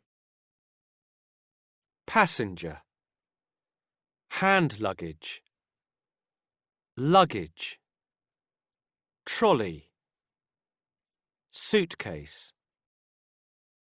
When you arrive at an airport, the departures board will show you the flight numbers. For example, BA735. Departure times, for example, 8:40, and destinations. At check-in or the check-in desk, someone will check your ticket and weigh your luggage. If it is more than, for example, 20 kilograms, you will have to pay excess baggage. You can take your hand luggage with you on the aircraft. You also get your boarding card, and then you can go through passport control, where someone checks your passport, and into the departure lounge, where you can buy things in the duty-free shop, for example, cigarettes and perfume. Shortly before takeoff, you go to the place where you get on the plane, for example, Gate 3 or Gate 5. When you board the plane, you can put your hand luggage in a small cupboard above your seat called an overhead locker. You then have to fasten your seatbelt. If there are no delays, the plane moves slowly to the runway, then it takes off. B. Arrival. When someone or something arrives. When the plane lands, there is always an announcement from a member of the cabin crew, telling passengers to wait until the plane completely stops before they stand up. Then you get off the plane and walk through the terminal building to passport control. When you've got your luggage from baggage reclaim, you go through customs and leave the airport. A. Hotel facilities and rooms. Hotel Le Rouge. The hotel is located near the Louvre, Notre Dame, and top department stores right in the heart of Paris. Hotel facilities include room service, internet access, air conditioning, and parking. Our choice of single, double, or twin rooms are all equipped with satellite TV, air conditioning, direct dial telephone, minibar, and personal safe. Bathrooms come with a bath or shower and hairdryer. B. Staying in a hotel. Rooms are often available during the week, but many hotels are fully booked at weekends or during the holidays, so you may need to book a room in advance. When you arrive, you check in at reception. At the end of your stay, you check out. C. Going to a restaurant. It's often a good idea to book a table or make a reservation if you go to a restaurant at the weekend. Many restaurants offer 3-course meals which include a starter, for example soup, main course, for example meat or fish, and dessert, for example fruit with ice cream. Prices sometimes include 10% service as well. If service isn't included, it's normal to leave a tip. D. Ordering a meal. Are you ready to order? Yes, I think so. I'd like to start with the spicy prawns, and then I'll have the fillet steak with French fries and a mixed salad. How would you like your steak? Rare, medium, or well done? Medium, please, and I'd like some mineral water as well. Still or sparkling? Sparkling. A. Drinks. Cappuccino. Latte. Black coffee. Hot chocolate. Milkshake. Herbal tea. Smoothie. Decaf tea or coffee. B. Food. Waffle. Toasty. Panini. Bagel. Wrap. Crisps. Baguette. Muffin. Cupcake. Croissant. C. Ordering food and drink. A latte, please. Regular or large? Regular, please. To have in or take away? To take away. What's in that panini? Cheese and ham. Do you have any vegetarian ones? We've got cheese and tomato. I'll have one of those, please. Would you like it heated up? No, thank you.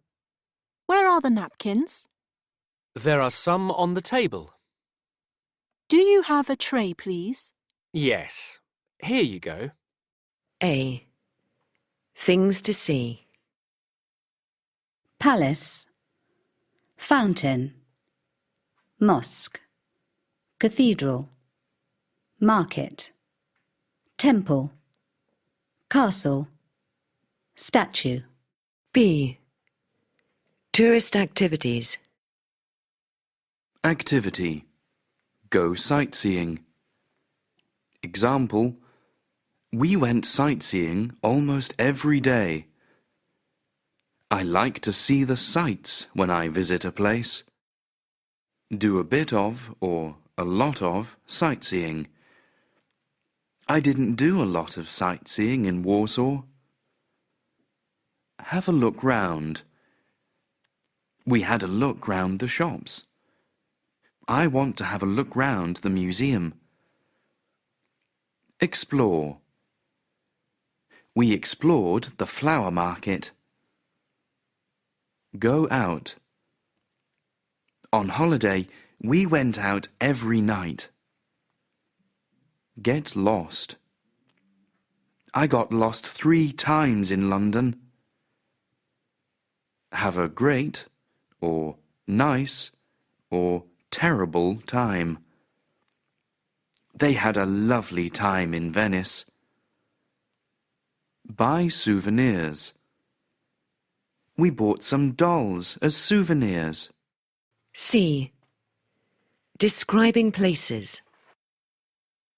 The word place can describe a building, an area, a town, or country. For example, Bruges is a lovely place, and we found a really nice place to stay. The guidebooks say the Alhambra in Granada is magnificent, but it's always packed with tourists in the summer. Sao Paulo is a lively place, and there's plenty to do in the evening. St. Petersburg has lots of historic monuments, but the Hermitage Museum was the main attraction for me. If you go to Poland, it's definitely worth visiting Krakow. A. The beach. Cliff, beach, rocks, waves, sand. Many people spend their holiday at the coast, where there are a lot of seaside resorts, and they can go to the beach every day. Generally, people prefer beaches that are sandy, where you can go for a stroll along the shore in the sunshine. On the beach, you also sometimes get a breeze that blows off the sea. B. Beach activities.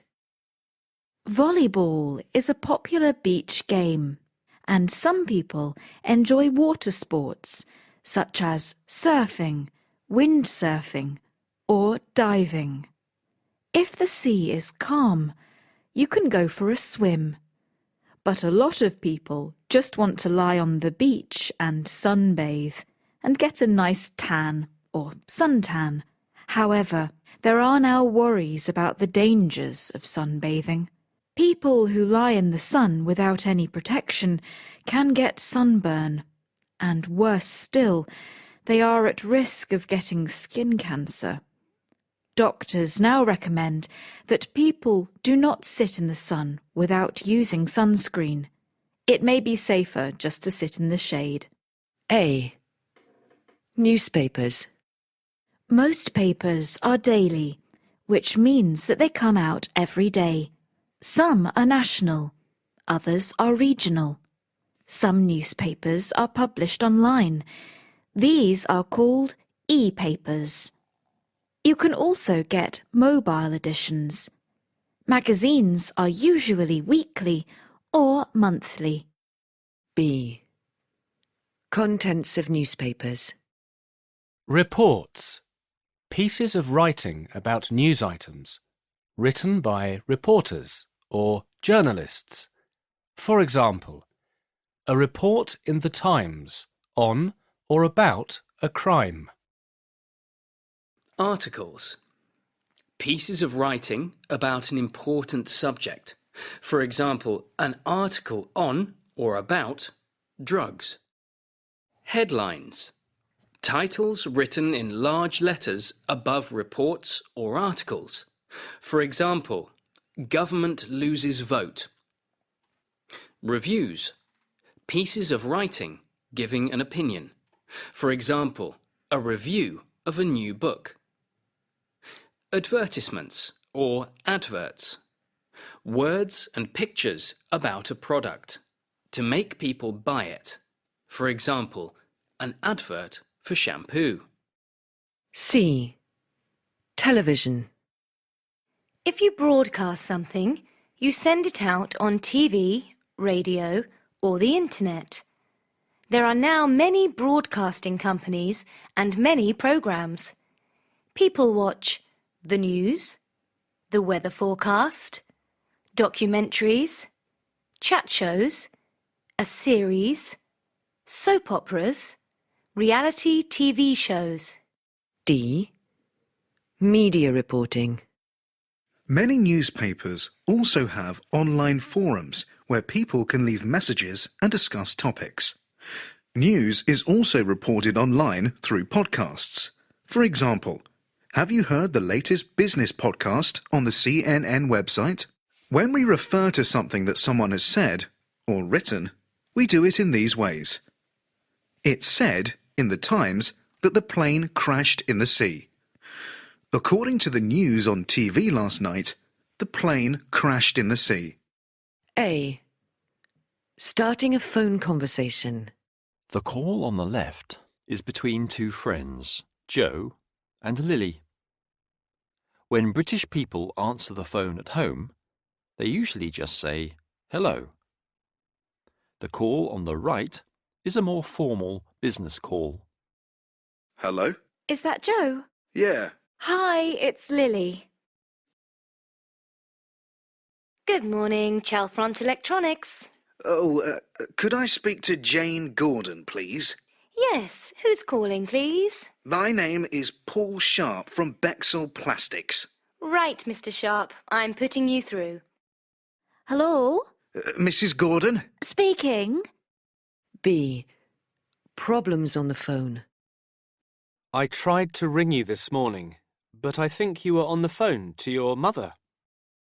I gave her a ring this morning, but I couldn't get through. The line was engaged. I think I dialed the wrong number this morning. I got a very angry person on the phone. I left a message, for example, please ring me, on Dan's answer phone as he was out, but he never phoned me back, so I don't know if he got my message. C. Phone numbers. What's your home phone number? Also landline. 603 884. What's your mobile number? 07723 259 369. What's the emergency number for the police, fire or ambulance? 999. What's the dialing code for the UK when you are phoning from Hungary? 0044. D. Mobile phones and texting. Many people use their mobile mostly or mainly for texting. Do you text your friends and family all the time? These are common text abbreviations. ASAP. As soon as possible. BF. Boyfriend. GF. Girlfriend. B4. Before. Today. Today. Tomorrow. tomorrow. Letter Y, Y. PLS, please. Letters CU, CU. IMO, in my opinion. FYI, for your information. Letter U, U. THX, thanks. LOL, laughing out loud.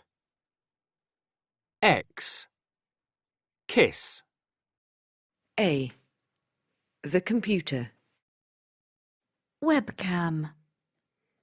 Screen. Printer. Microphone. Escape key. Spacebar. Keyboard. Mouse mat. Mouse. Memory stick. CD-ROM. B. Using a computer. After you have switched on your computer, you may need to log in or on with your username and enter your password. If you then double-click on an icon, you can open an application. Computers can store large amounts of information, but when you're working, it is important to back up the files you are working on so you don't lose the files if something goes wrong. To create a new document, select New from the File menu. You can copy and paste information from one file into another. If you save the document, you can print it out later. Or you can get a hard copy or a printout later.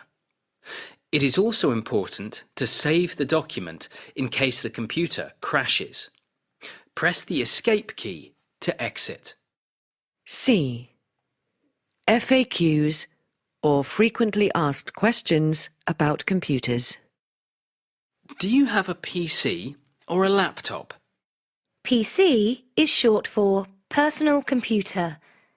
A laptop is a small computer that you can carry around. What hard drive do you have? The part inside the computer that stores large amounts of information, also hard disk. What operating system are you using? Computer software, for example, Windows or Mac OS, that controls how the computer works. Have you installed any new software? Put new programs onto your computer. What software applications are you running? What software applications are you using?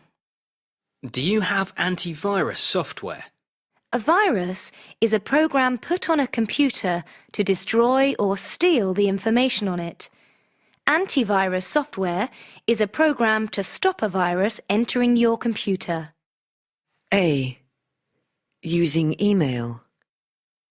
Think about the way you use email. How often do you check your email? How many emails do you send a week? Are they all essential? How many emails do you get every week? Do you read them immediately?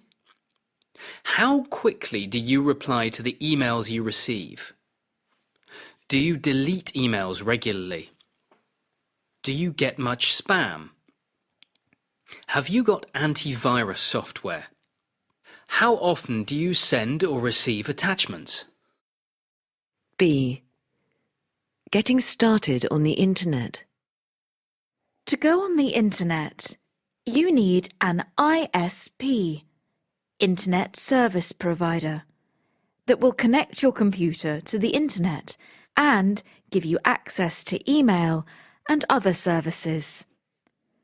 When you go online, you can then send and receive emails, or you can browse the internet. You do this using a browser, such as Internet Explorer or Firefox. Many websites also have links. If you click on a link, it will take you to a different website or move you from one part of the website to another. C. Using the internet. Many people now have internet access, and internet use is changing all the time. These are common uses. Students search the internet to help with their studies. People download information, pictures, music, video clips, etc. People buy books, clothes, and food online, book their holidays online, take out insurance online, etc. People go to a website, select the item they want, and click Add to Basket or Bag. When they have finished shopping, they go to checkout and pay for their items, usually with a credit card. Some people have a personal website to provide news about a particular subject, or just write about events in their life.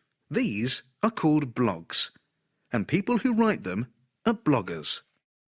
Some people just like to spend hours surfing the web. Some people spend a lot of time on social networking sites. On these sites, people post comments to their friends. Some people do a lot of instant messaging. A. Different crimes. A crime is an activity that is wrong and not allowed by law. A person who commits a crime is a criminal. Crime, theft, person, thief. Verb, steal or take something. Robbery, robber. Rob someone, a place. Burglary, burglar. Steal something, burgle, a place. Murder, murderer. Murder. Someone's stolen my handbag. Someone's taken my handbag. There's been another burglary in the area. I don't know who robbed me. Did you hear about the bank robbery yesterday? Our flat was burgled, but they only took money. Do they know who murdered the boy? B. Reporting crimes in the media. 2 women robbed a jeweller's shop in West London early this morning. They broke in around 7 o'clock and stole jewellery worth over £10,000. The 2 men attacked Mr. Crawford while he was walking home yesterday afternoon. Police say the 2 men hit him in the face several times, then took his money and escaped through Bushy Park. Detectives arrested a man this morning in connection with the murder of shop assistant Tracy Miles. C. Punishment. What a person must suffer if they do something wrong. If you commit a crime and the police catch you, you will be punished. For minor offences, the punishment may only be a fine, but for serious crimes, you will have to go to court. If you are found guilty, you may be sent to prison. Synonym, jail. A. Elections in the UK. When you vote for someone, you choose them by putting a cross, an X, on an official piece of paper, called a secret ballot because no one knows who you vote for, or by putting up your hand. In the UK, a general election is when the people elect the next government. These elections are held at least every 5 years. Each constituency elects one person from one political party. That person then becomes the MP, Member of Parliament, for that area, and the political party with the most MPs, there are 650 at the moment, forms the next government. The leader of the party in power is the Prime Minister. B. Political policies.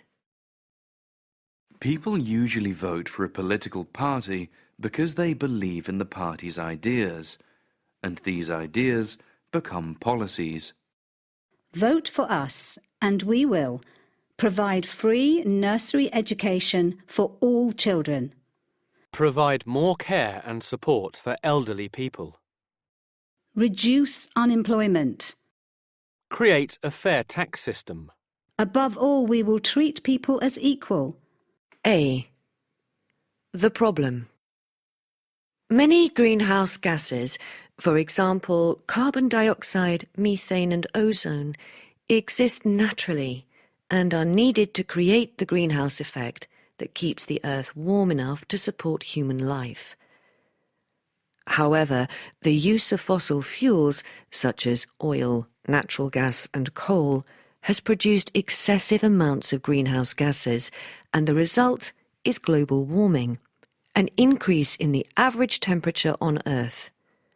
Of the 15 warmest years on record, 14 have occurred since 2000. The effects of climate change can already be seen in our everyday lives. Summers are getting hotter and winters are getting wetter, so drought and floods are becoming more common. With it, animal and plant life is suffering. Some species will disappear altogether, and certain illnesses, for example, hay fever, asthma and skin cancer, are becoming more common. To stop global warming from destroying our environment, we need to act now. B. The solution, or part of it. To reduce global warming, the nations of the world will have to act together. In the meantime, individuals can also help. 6 ways to reduce global warming. Don't throw things away. Recycle paper, glass, plastic, etc., so it can be used again. Save energy. For example, switch off lights when you leave a room. Don't waste water. For example, turn off the tap when you are brushing your teeth. Change light bulbs for more energy-efficient ones. Drive less and walk more.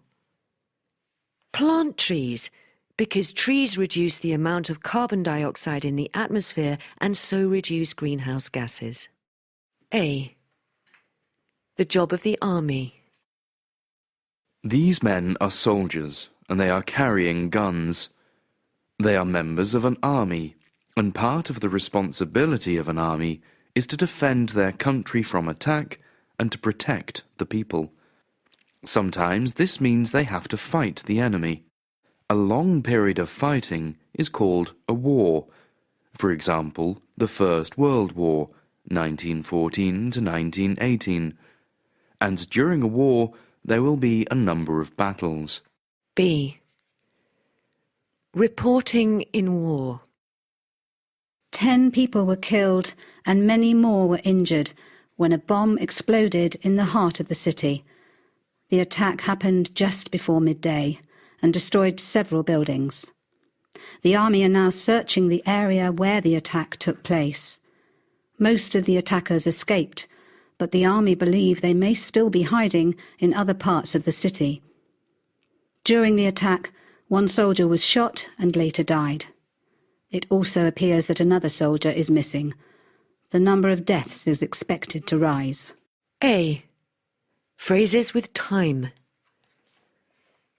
We got to the meeting in time. My brother is always on time. It's time for us to go. Do you have time for a cup of coffee? Call me the next time you're in London.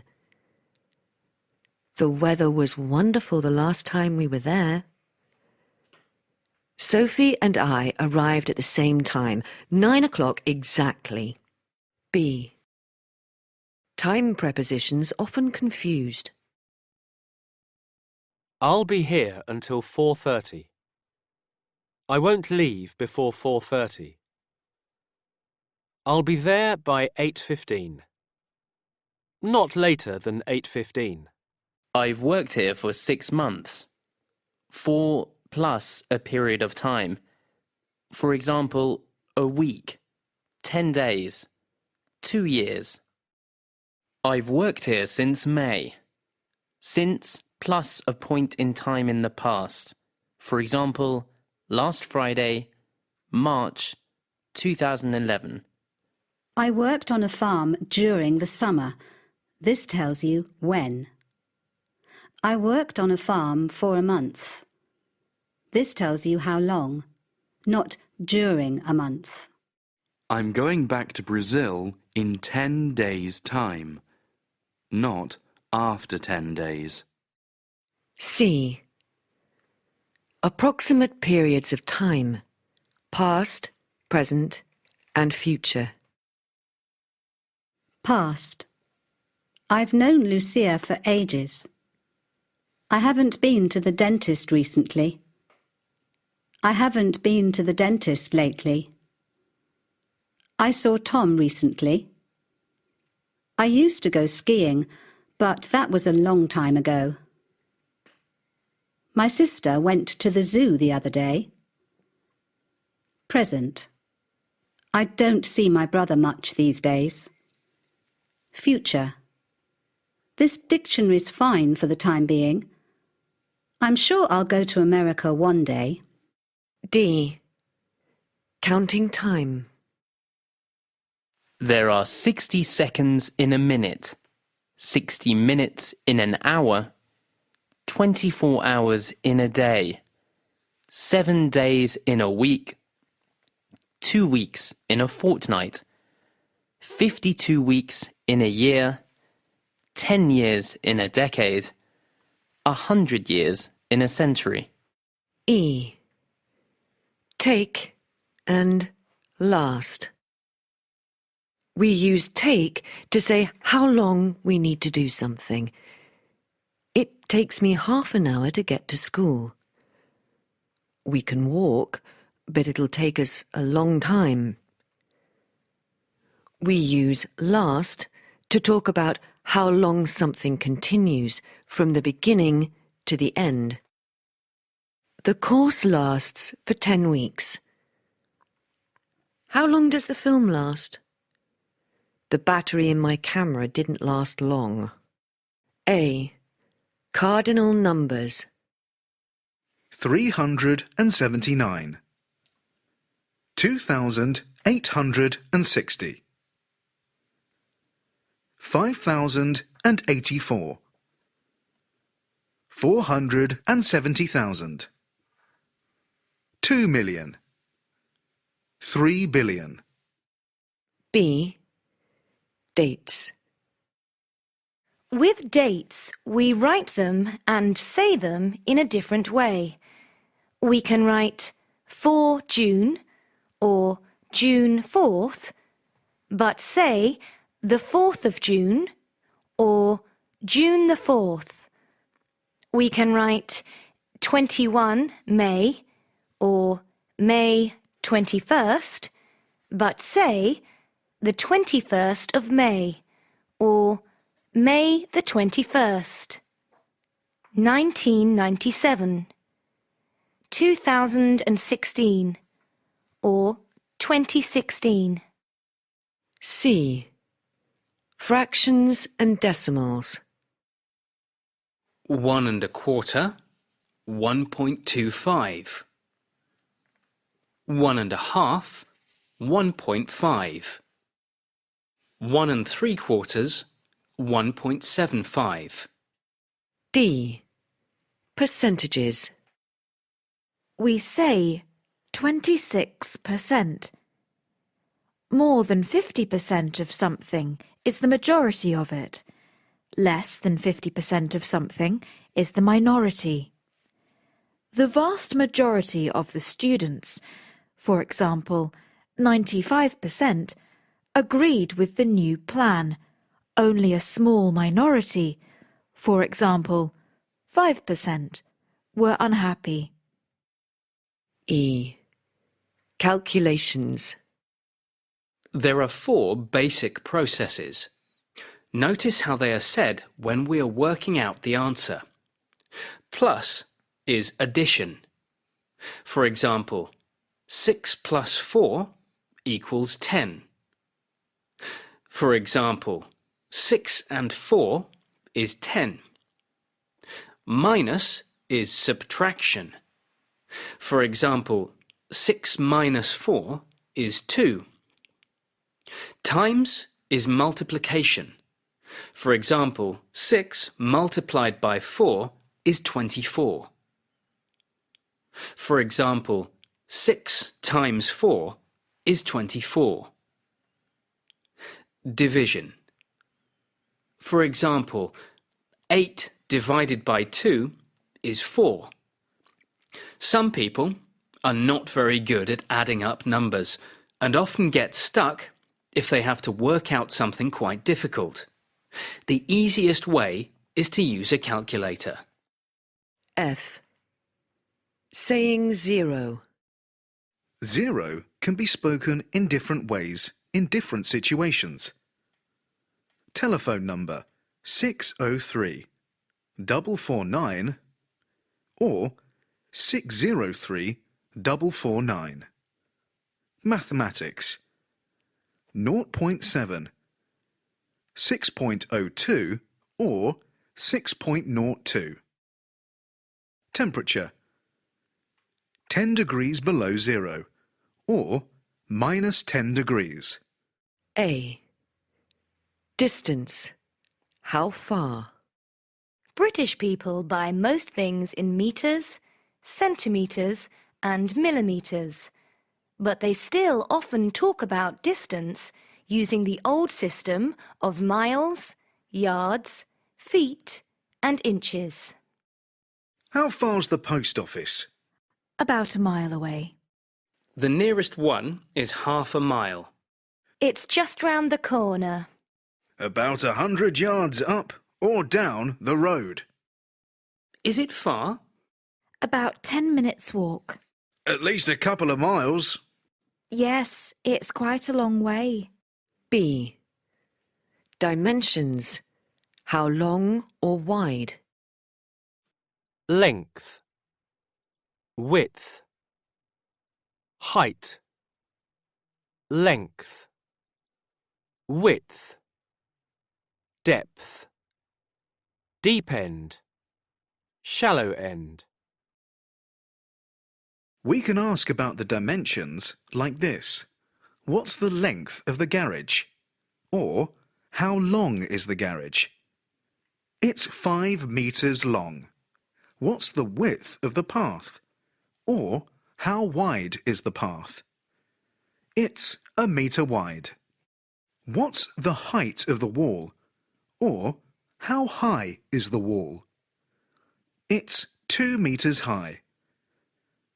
What's the depth of the pool? Or, how deep is the pool? It's 3 meters deep. C. Size. How big or small? We use a range of adjectives to describe the size of something. It was a very thick book, over 500 pages. Opposite, a thin book. Their living room is huge. We caught a giant crab.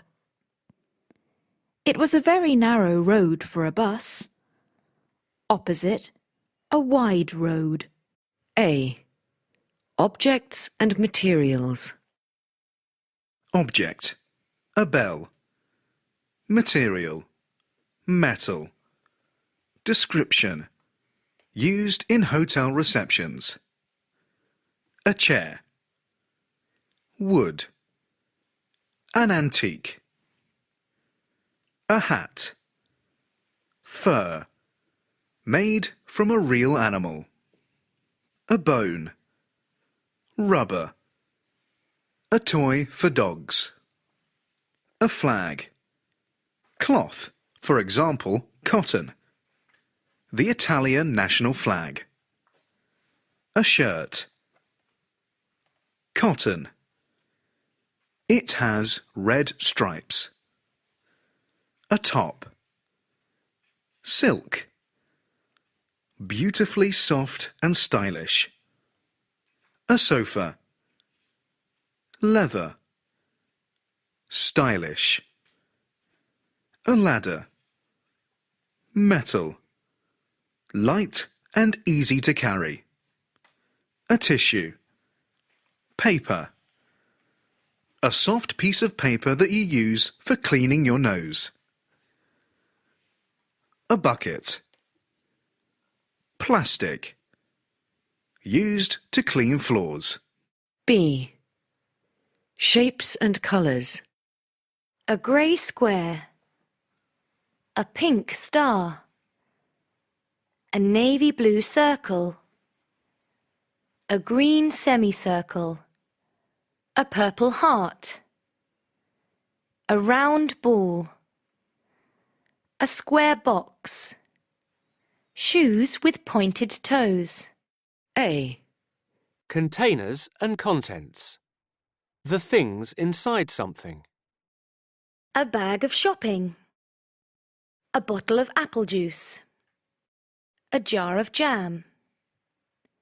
A bowl of sugar. A jug of water. A box of chocolates. A packet of biscuits. A packet of crisps. A can of cola.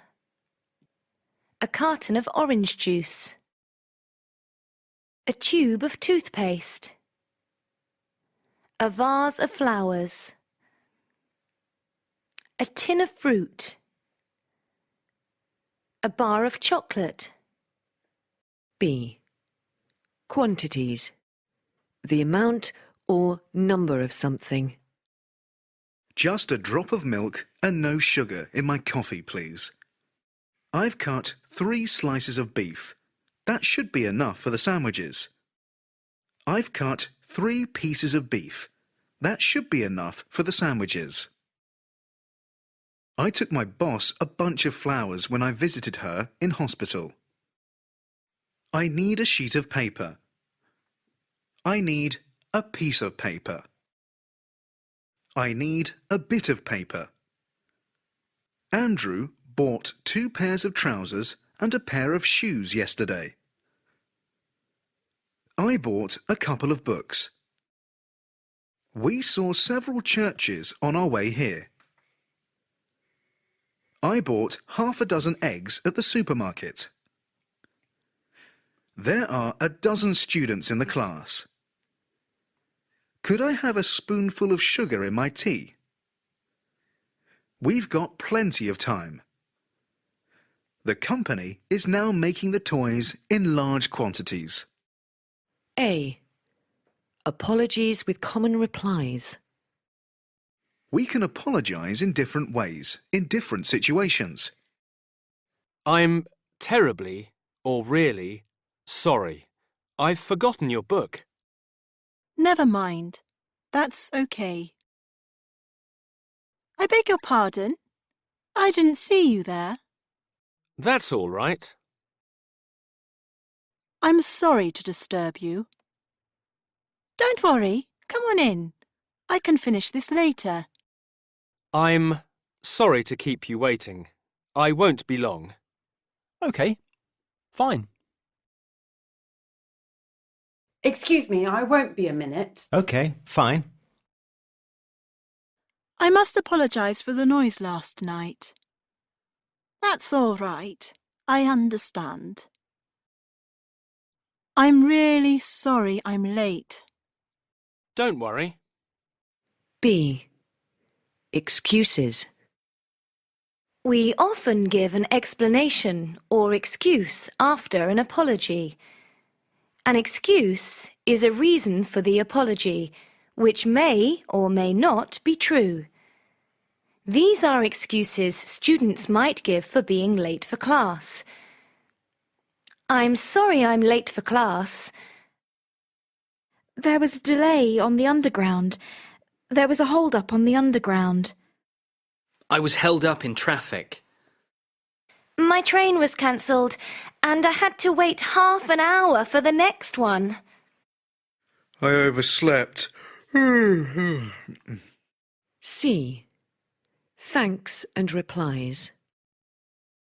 These are some common ways of thanking people, with typical replies. Thanks very much. Not at all. Or, that's okay. I've brought your books. Oh, cheers. Informal. No problem. Informal. I'll post those letters for you. Oh, thank you. That's very kind of you. A. Requests and replies. Could you pass the salt? Sure. No problem. Could you possibly help me? Yes, of course. Naomi, I wonder if you could help me. Sure. I was wondering if you could lend me some money until tomorrow. No, I'm afraid I can't. B. Asking permission and replies. Could I possibly have a look at your magazine? Yes, help yourself. May I open the window? Could I open the window? Sure, go ahead. Do you mind if I watch TV? No, go ahead. C. Suggestions and replies. What shall we do tonight? We could try that new restaurant. How about going to a club? I don't mind. You choose. Let's go to the cafe in the square. Why don't we go and see a film? Do you fancy listening to some music? We can reply with different answers, from positive to negative. Yeah, that's a great idea. That sounds good. Yes, if you like. Yeah, I don't mind. No, I don't fancy that. I'd rather do something else. A. Asking someone for their opinion. What do you think of his new book? What do you think of Tom's girlfriend? What do you think about global warming? What do you think about cosmetic surgery? How do you feel about working with the others? B. Introducing your own opinion. Personally, I think Helena was probably right.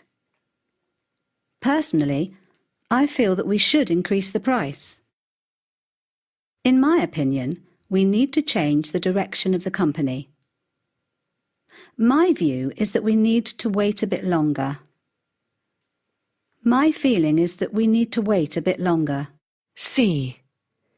Giving the opinion of others. The newspaper says that his death was not an accident. Not, it's written in the newspaper. According to the paper, the government didn't know about it. D. Agreeing and disagreeing with someone. I totally agree with you. I partly agree with you. I agree with you to a certain extent. In British English, it is common to agree with someone before giving a different opinion. That's true, but I think I see what you mean, but I agree to some extent, but I think that's a good point, but I take your point, but E. Giving a strong opinion. I feel very strongly about military service. I think everyone should do it. I think you're absolutely right. I think you're absolutely wrong. I don't agree at all. I disagree completely. A. Likes and dislikes. I love rock music. So do I. Me too. Really? I don't. I'm really into dance music. So am I. Me too. Really? I'm not. I like a lot of pop music. So do I. Me too. Do you? I hate it. I quite like salsa and samba. So do I. Me too. Oh, I'm not very keen. I don't mind jazz. Yeah, it's okay. Oh, I can't stand it. I'm not very keen on folk music. Neither am I. Me neither. I can't stand classical music. Neither can I. Me neither. Really? I love it. I hate opera. So do I. Me too. Really? I quite like it. B. Attitudes and interests. My attitude to a lot of things has changed over the years. I used to like chips. I used to play computer games, but now they don't interest me. I'm very interested in modern architecture, but I used to think it was awful. I used to go swimming a lot, but now I don't go at all. Mark and I used to have the same interests, but now it seems we have nothing in common. It takes time to get used to living in a different country. I didn't like my new glasses at first, but now I've got used to them. I found the winters very cold at first, but you get used to it. C. Which do you or would you prefer? Which do you prefer in general, tea or coffee? Well, I prefer coffee to tea in the morning, but in the afternoon I usually drink tea. Tonight we can go to the cinema or the theatre. Which would you prefer? I think I'd prefer to go to the cinema. I think I'd rather go to the cinema. A. Greetings. Saying hello. When we are introduced to a stranger in a formal situation, we usually shake hands and say hello, or perhaps, hello, nice to meet you. In an informal situation, we usually just say hello or hi. When we greet friends, there are no real rules in Britain. Men may kiss female friends on one cheek, on both cheeks, or not at all. Women may kiss male friends and female friends once, twice, or not at all. We usually say things like this. Hello. How are you? Fine, thanks. How about you? Hi, how's it going? Hi, how are things? Not so bad, thanks. And you? B. Farewells. Saying goodbye. To someone we have just met for the first time, we can say goodbye. Nice to meet you. With friends, we can say bye, cheers, informal. Take care, informal. Or see you soon, or later, or tomorrow, etc. When we say goodbye to a school or work friend on Friday afternoon, we usually say, Have a nice weekend. Yeah, same to you. Not same for you. C. Expressions for special situations. Excuse me, could I just get past? Yes, of course. It's your exam today, isn't it? Good luck. Thanks, I'll need it. Cheers! Sue found my wallet and my credit cards. Oh, thank goodness for that. Achoo! Bless you. I hear you passed your exam. Congratulations. Thanks. A. With adjectives. Prefixes, for example, un, dis, im, can be added to some adjectives to give the opposite meaning. Happy, unhappy. Honest, dishonest. Possible, impossible. Correct, incorrect. Regular, irregular. Legal, illegal. Dan used all the milk, but said he didn't. He's very dishonest. I got 8 answers right, but 2 were incorrect. It's illegal in the UK to ride a motorbike without a helmet. B. UN. Of the prefixes in A, UN is the most common and appears in a number of adjectives. This chair is incredibly uncomfortable. It was unnecessary for them to wait for us. Xerxes, that's a very unusual name. I won the game. It was completely unexpected. Marcia's hat is unbelievable. We tried to open the door, but we were unable to get in. I need to do more exercise. I'm very unfit.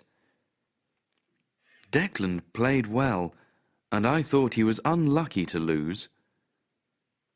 They're unlikely to get here before midday. The test was unfair because some of the students had more time to do it than others. C. With verbs. With some verbs, these prefixes can have particular meanings. DIS. The opposite of something. I disagree with the others. The plane appeared in the sky, then it disappeared behind a cloud. UN. The opposite of an action. I couldn't unlock the door this morning. We had to get undressed in the cold. I unpacked the bags. Over. Too much. The bank overcharged me. MIS. Do something incorrectly. I misunderstood what he said. I'm afraid my English isn't very good. I misheard her. I thought she said Rita, not Brita. RE. Again. The teacher has asked me to rewrite my essay. A. Verb and noun suffix. Suffixes are used at the ends of words. They often tell you if a word is a noun, a verb, an adjective, or an adverb.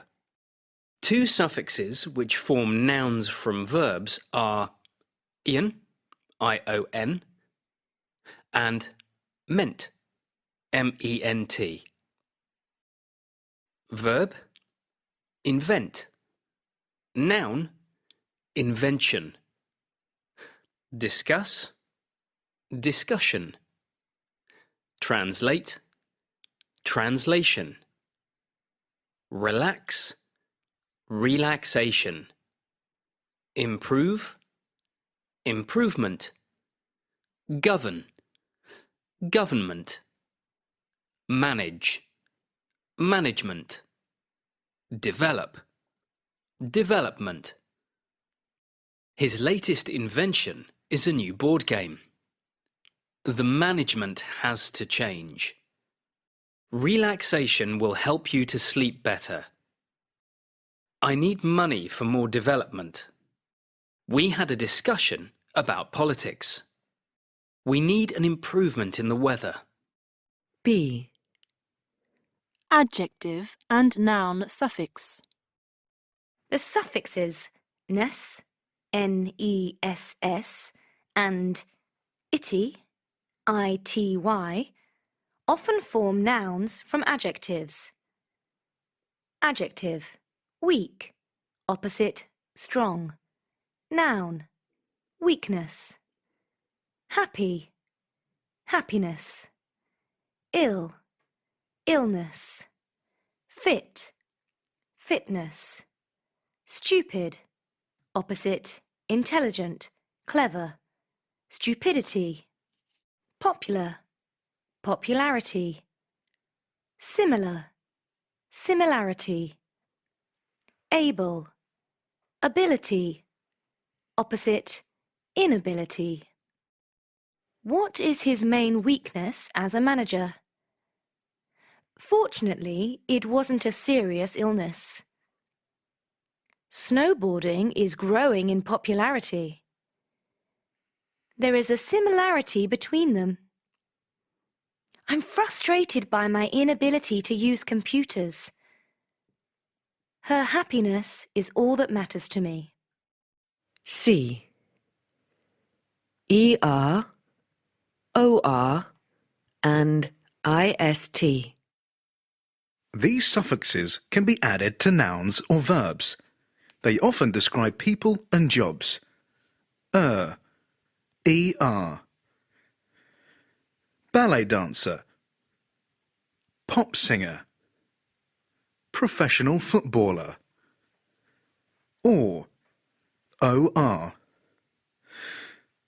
company director, translator, film actor, IST, artist, for example, Picasso, economist, scientist. Common suffixes that form adjectives include ABLE, comfortable, AL, musical, Y, cloudy, OUS, famous, and IVE, attractive. AL. Adjectives ending AL are usually formed from nouns and often mean relating to the noun. For example, a musical instrument, from music, a political issue, from politics, an electrical fault, related to electricity, a personal opinion, the opinion of one person. Shichi-go-san, meaning 753, is an annual ceremony in Japan for 3 and 7-year-old girls and 3 and 5-year-old boys. It is on November 15th, but it is not a national holiday, so people often have it on the nearest weekend. 7, 5, and 3 are seen as important years in the growth of a child, and the numbers also have cultural significance because odd numbers 1, 3, 5, 7, 9, etc. are lucky in Japan.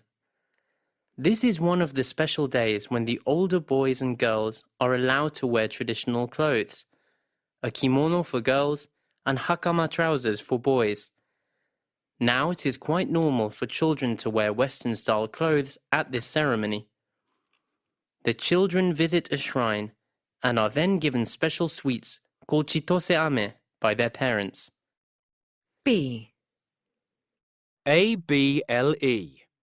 This suffix forms adjectives from nouns and verbs, and the prefix UN often forms the opposite. An enjoyable party. A comfortable chair. Opposite, uncomfortable. A suitable word or phrase. A reliable service. Reliable information. Fashionable clothes. A reasonable decision or price. A sociable person. Sometimes the opposite form is the more common adjective. An unforgettable experience. An unbelievable story. C.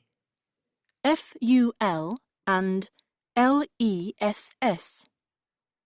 The suffix FUL means full of or having the quality of the noun.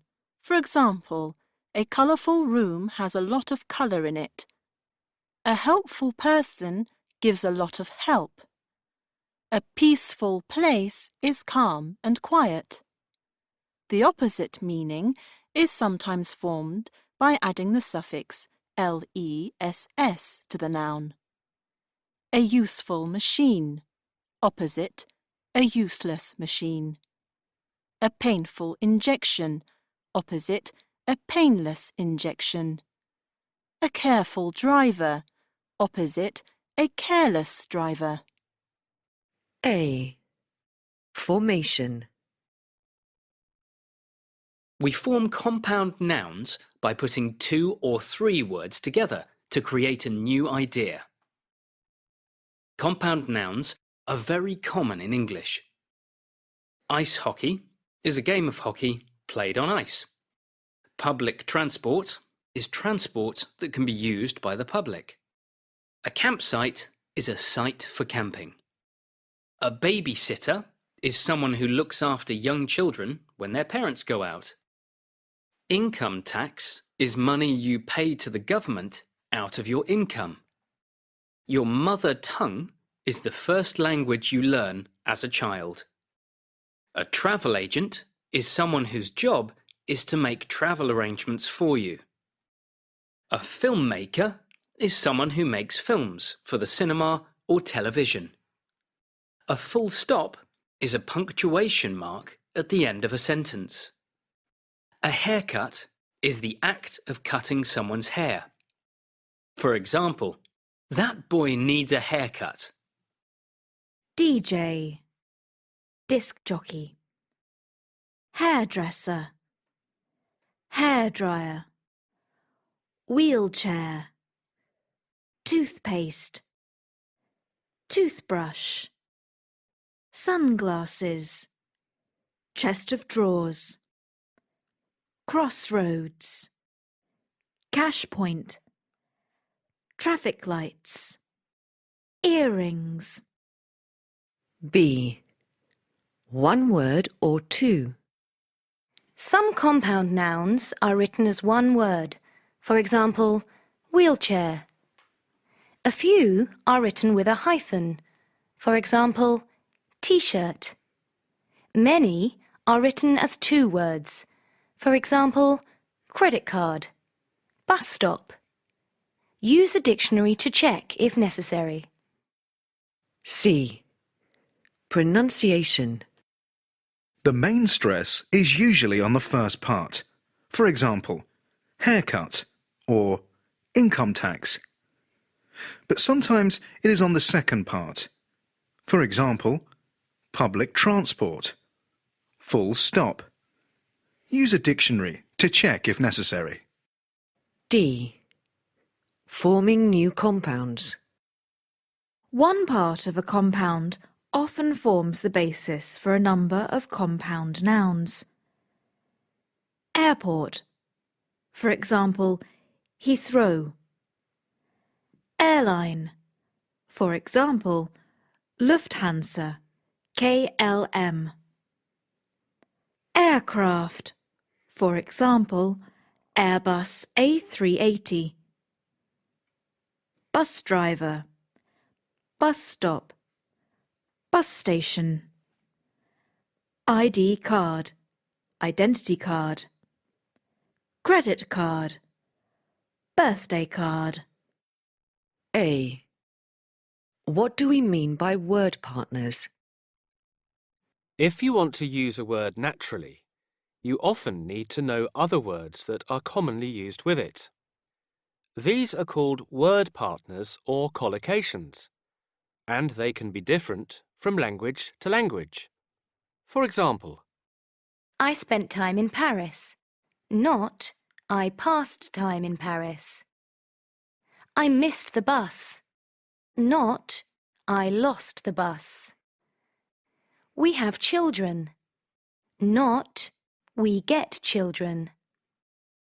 I made a mistake, not I did a mistake. It was a serious injury, also a serious illness. It's quite likely that we'll stay here.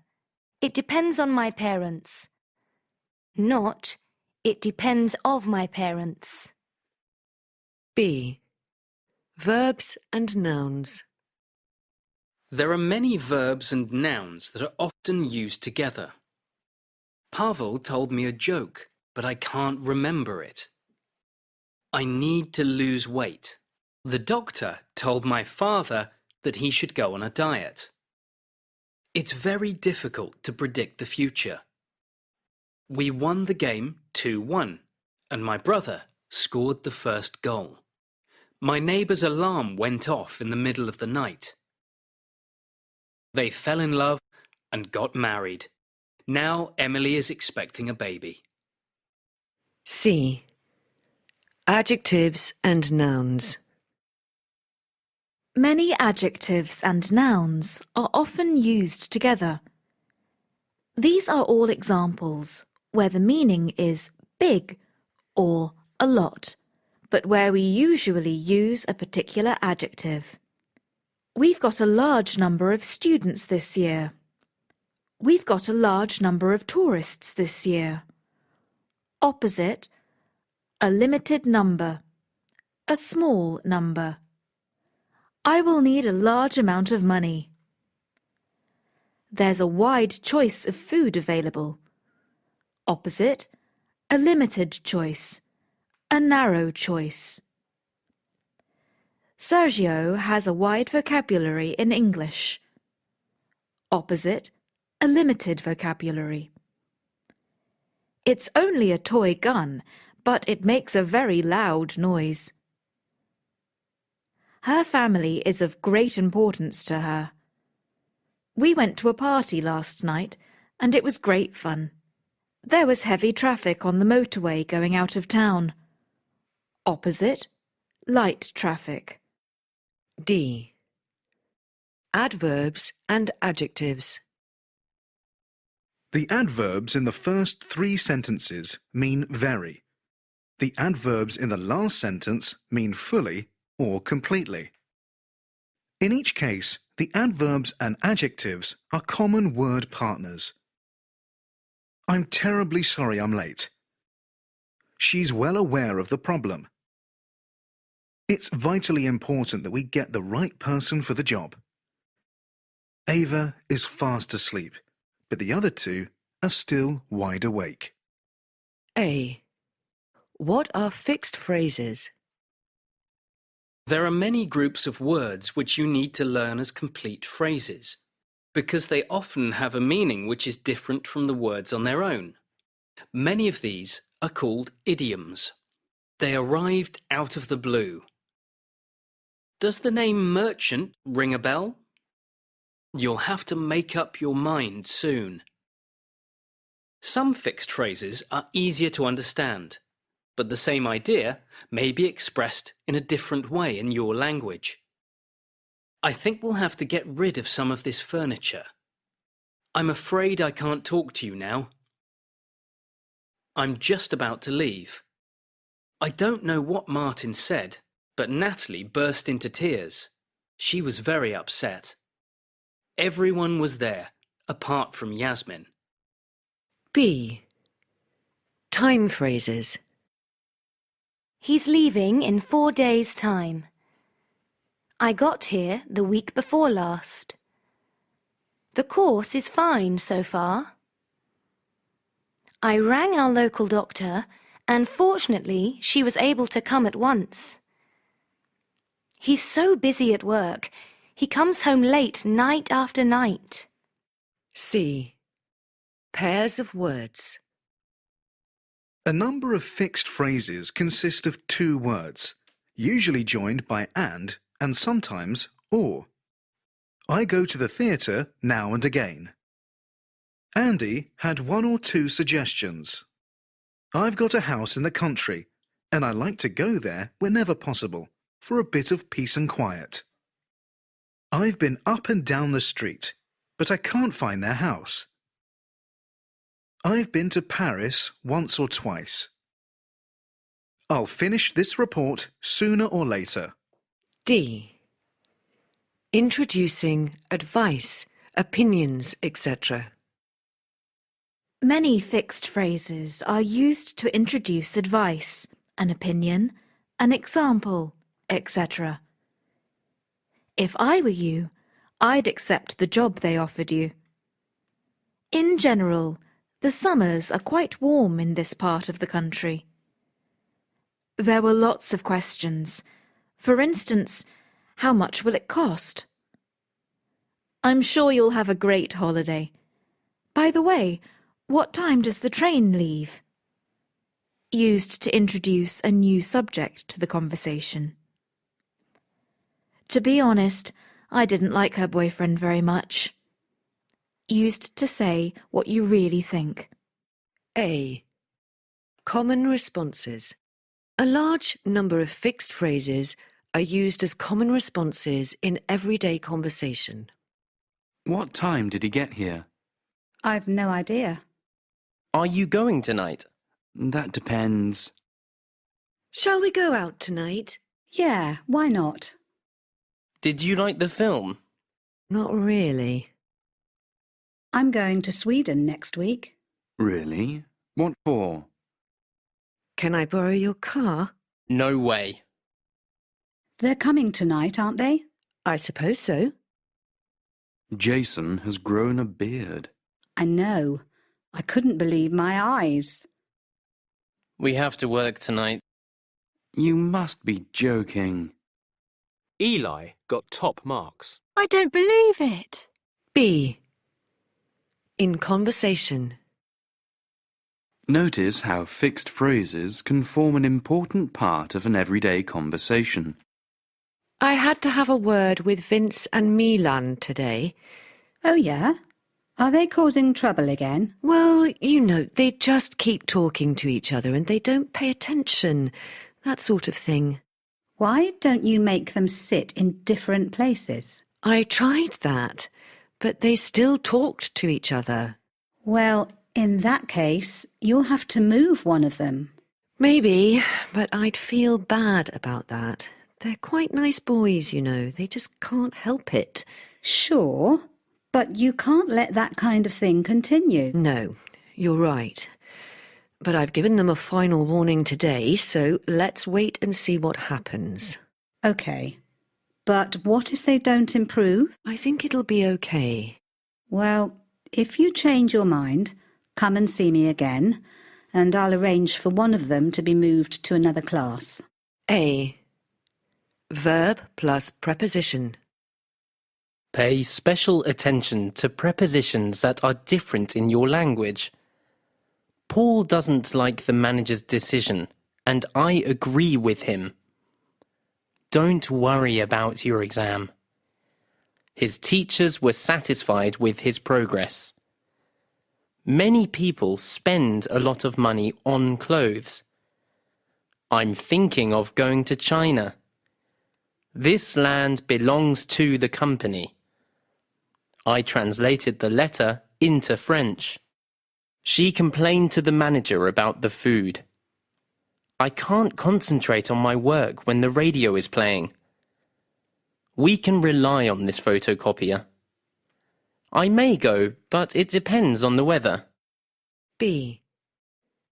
Prepositions that change the meaning. She shouted to me, spoke in a loud voice to be heard. He shouted at me, spoke in a loud voice because he was angry. He threw the ball to me, for me to catch it. He threw the ball at me in order to hit me. C. Adjective plus preposition. I've never been very good at maths. Opposite, bad at. She's afraid of flying. The neighbours are fond of the children. She's similar to her sister, but very different from her brother. He's very interested in photography. I think she's aware of the problem. I'm tired of people telling me what to do. Katya is mad about Brad Pitt.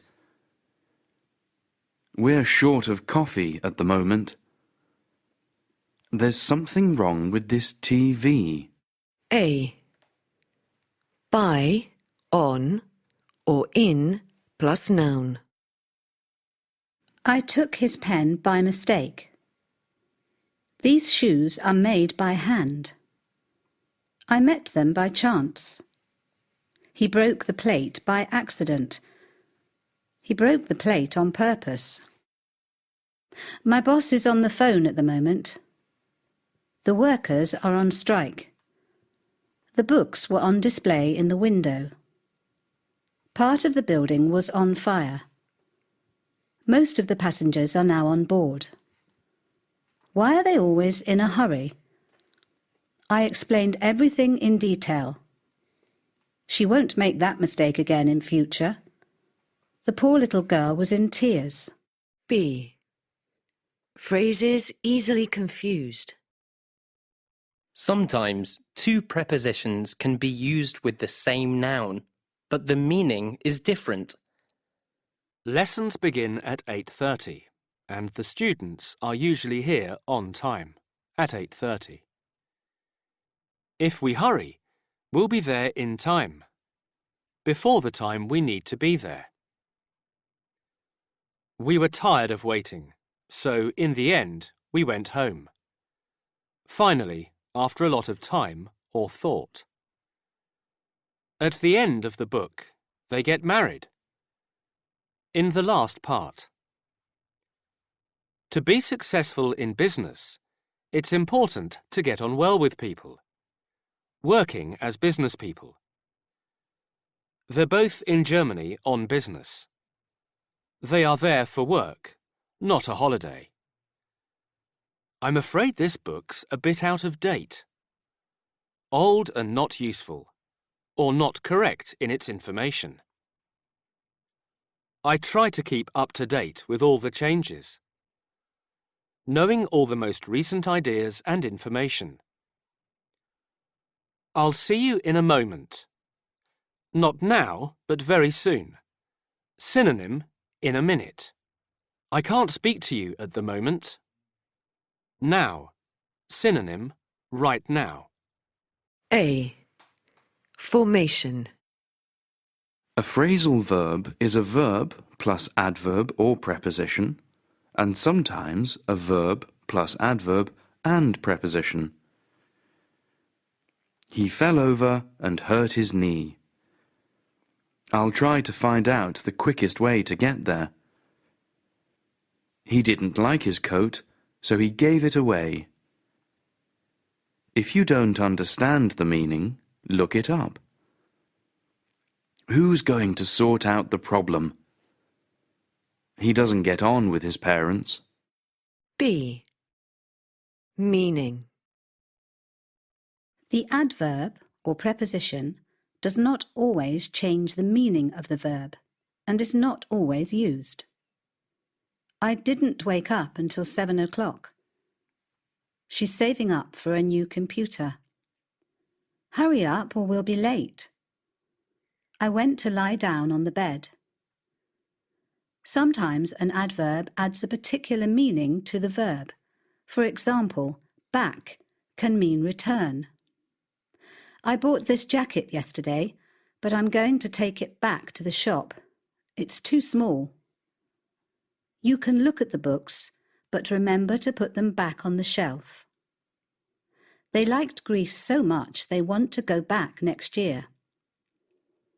Often, the adverb or preposition changes the meaning of the verb.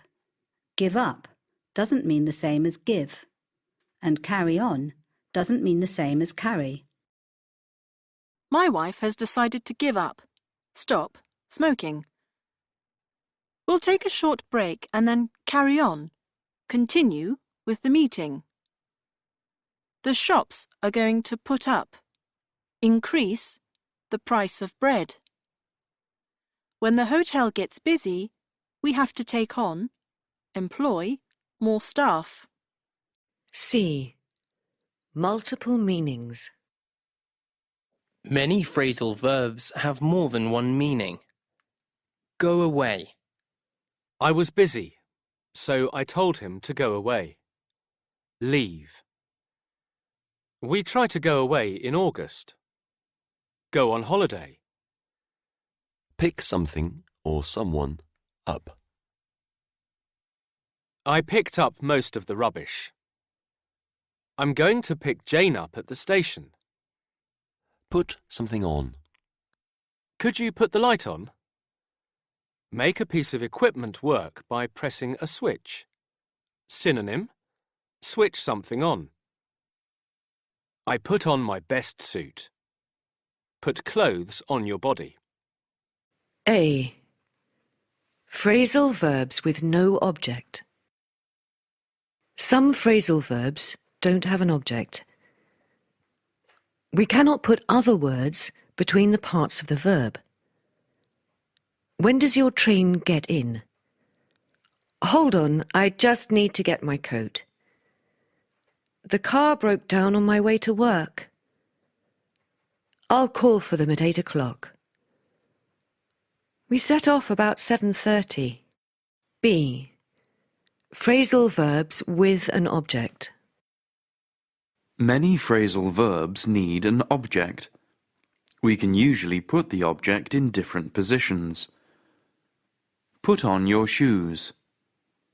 Put your shoes on. Turn on the TV. Turn the TV on. Take off your coat. Take your coat off. These are separable phrasal verbs, but if the object is a long phrase, it usually goes at the end.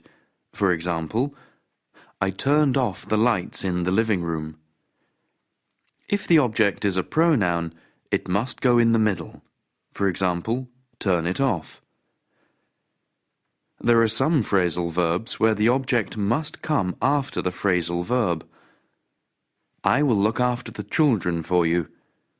How did the two men break into the shop? C. In dictionaries. Dictionaries usually show the grammar of a phrasal verb like this. No object. For example, hang around, to spend time somewhere, usually without doing very much. There's nowhere for teenagers to go, so they just hang around on street corners. Separable. For example, hand something out, to give something to all the people in a group. A girl was handing out leaflets at the station. Not separable. The object must come after the phrasal verb. For example, get over something, to begin to feel better after being unhappy or ill. It took her months to get over the shock of Richard leaving. D. Style. Phrasal verbs are commonly used in spoken and written English. Many phrasal verbs are quite informal, and sometimes there is a single word with the same meaning as a phrasal verb, which sounds more formal. We use this word instead of the phrasal verb in more formal situations. Leave somebody or something out. Synonym omit. For example, he made a list of people but left me out. Make something up. Synonym invent. For example, we had to make up a story. Put something off. Synonym postpone. For example, they put the game off till Friday. Turn something or somebody down. Synonym reject. For example, I offered her a job, but she turned it down. A. Things we make, do, and take. I've made a mistake. I'm afraid I haven't done my homework. She took a photo of me this morning. I haven't done the housework yet. They made a big effort to finish the work. The children are making too much noise. Sometimes two different verbs are possible. I'm just going to take a shower. I'm just going to have a shower. I'm doing a Spanish course next month. I'm taking a Spanish course next month. Take a look at these pictures. Have a look at these pictures. I don't do much exercise. I don't take much exercise. We must make a decision. We must take a decision. B. Make.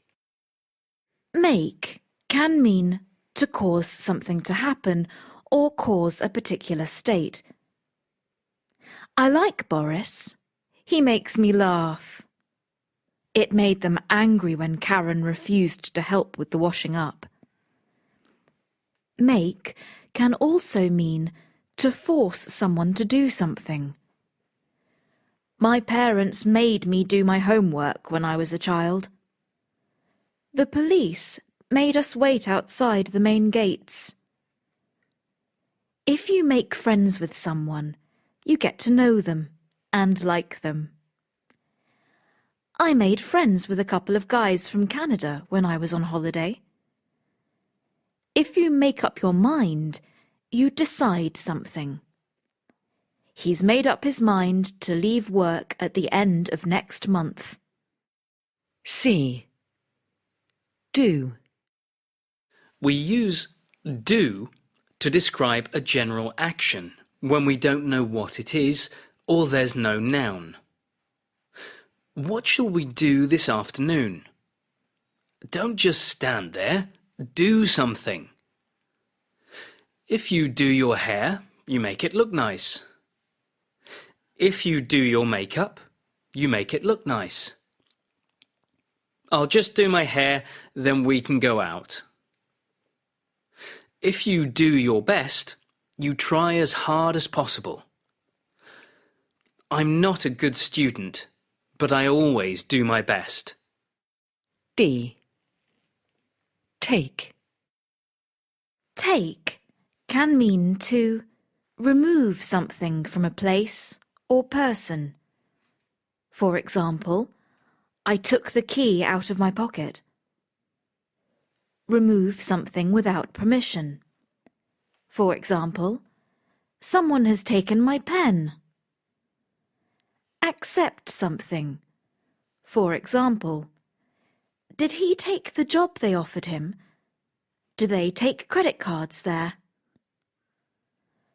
Write something down. For example, I took notes during the meeting. The man took my name and address. Wear a particular size in clothes. For example, I take size 43 shoes. If you take it or things easy, you relax and don't do very much.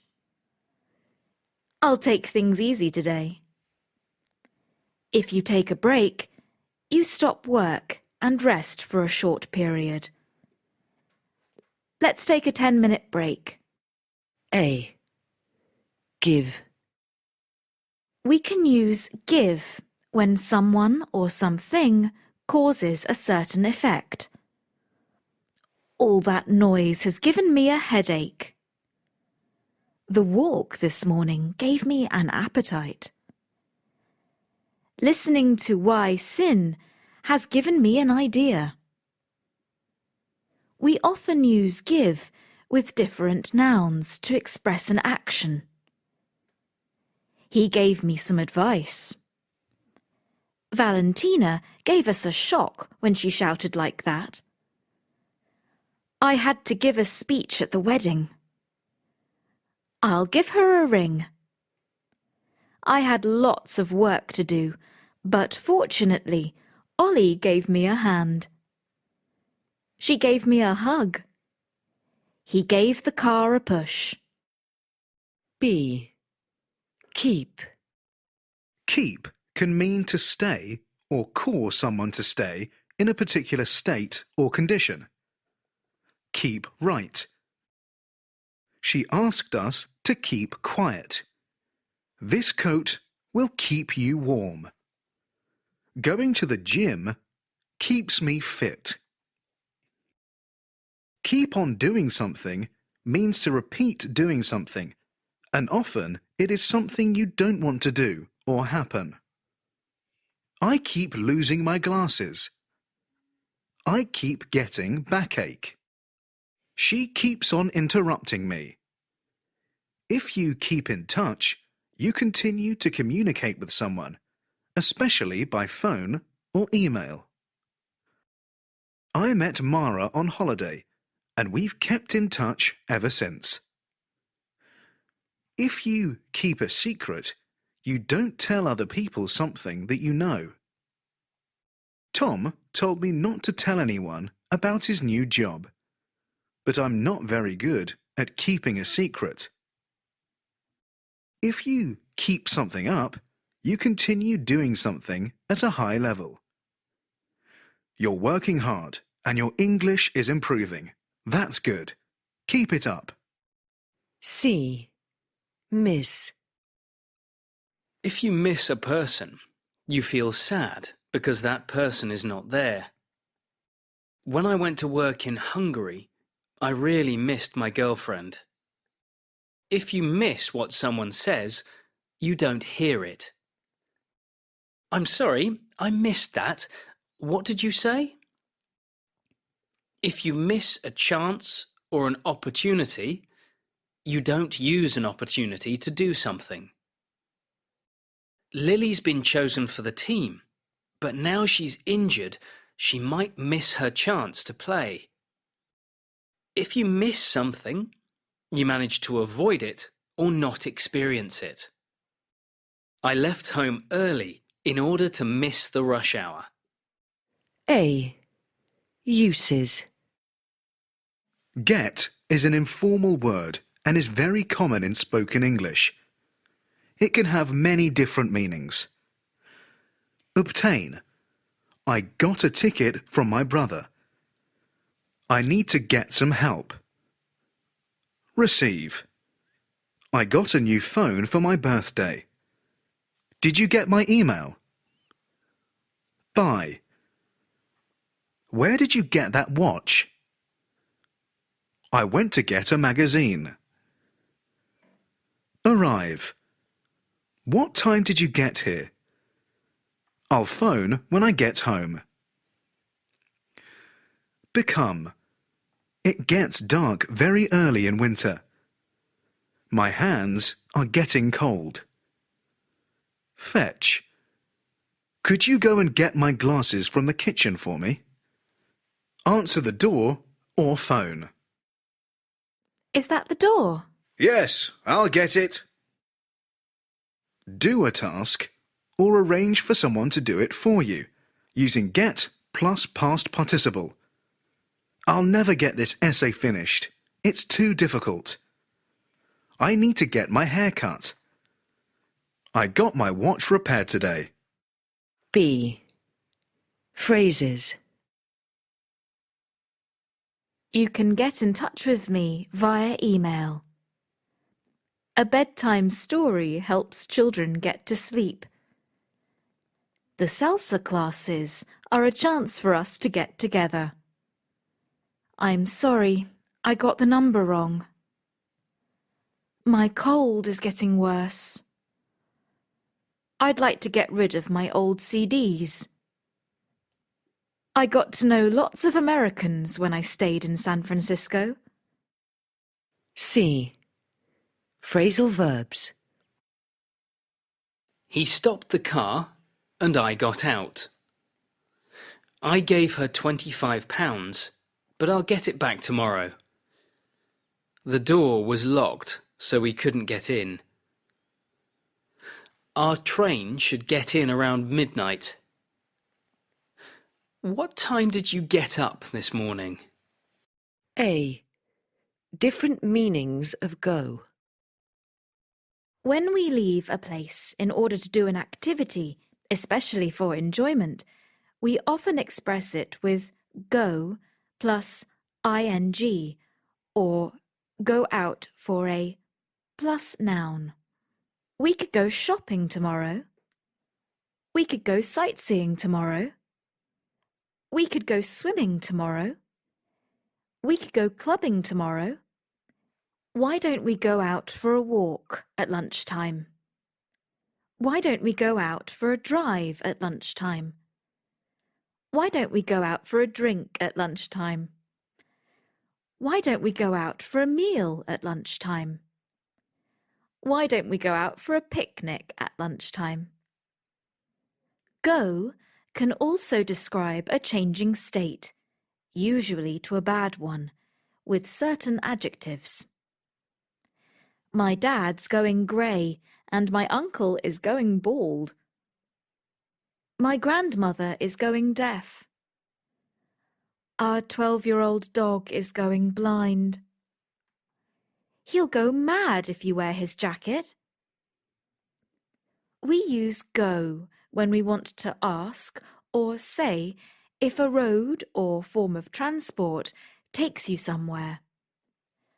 Does this bus go to the National Gallery? I think this road goes through the village. Go can also mean disappear. When I looked in the drawer, my watch had gone. Go and get means fetch. You stay here and I'll go and get the bags from the car. B. Phrasal verbs and expressions.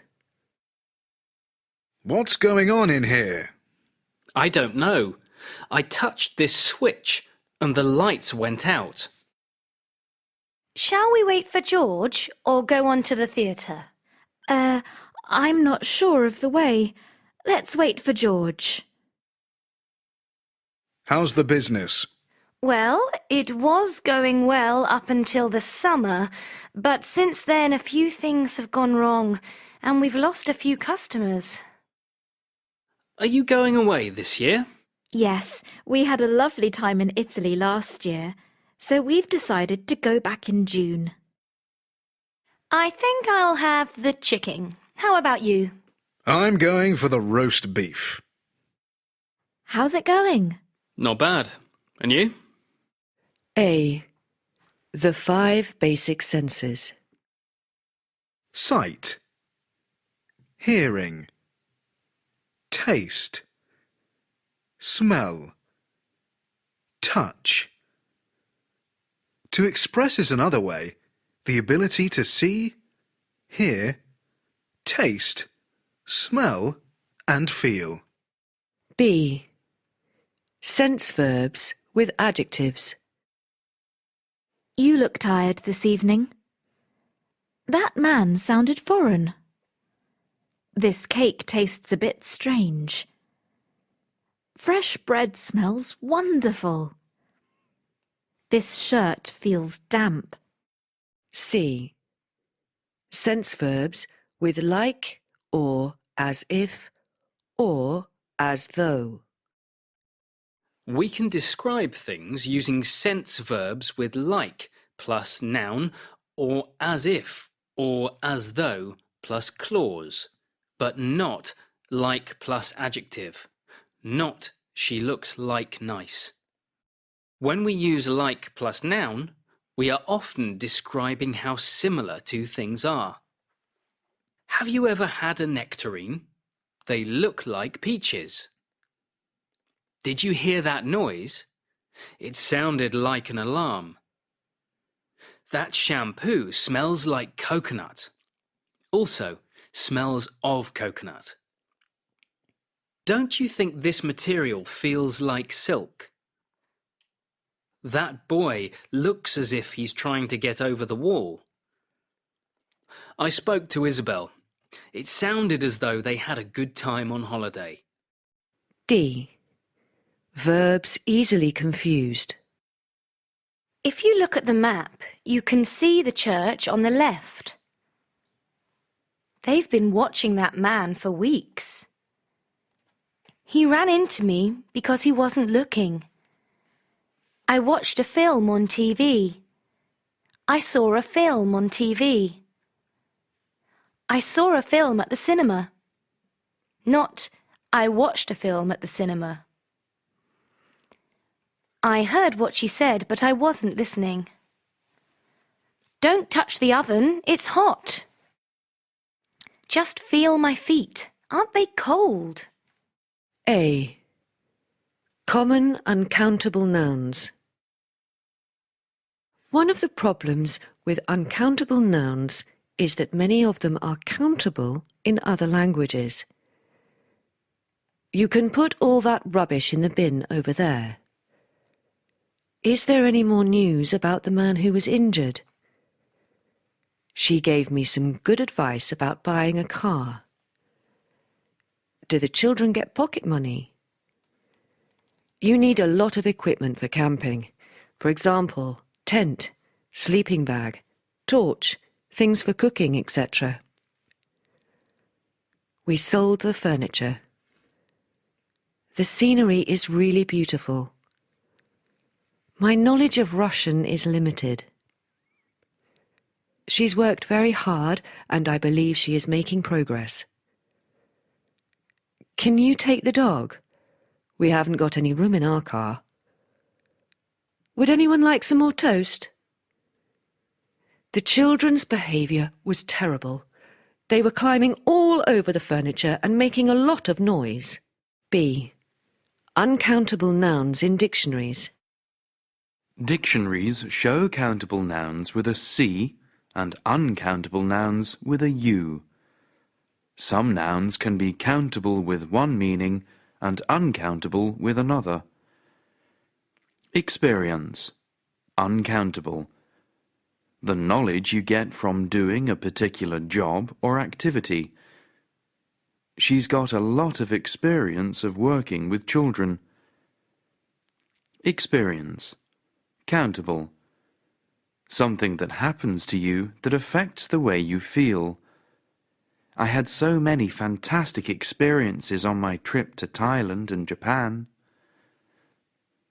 Chance. Uncountable. Luck.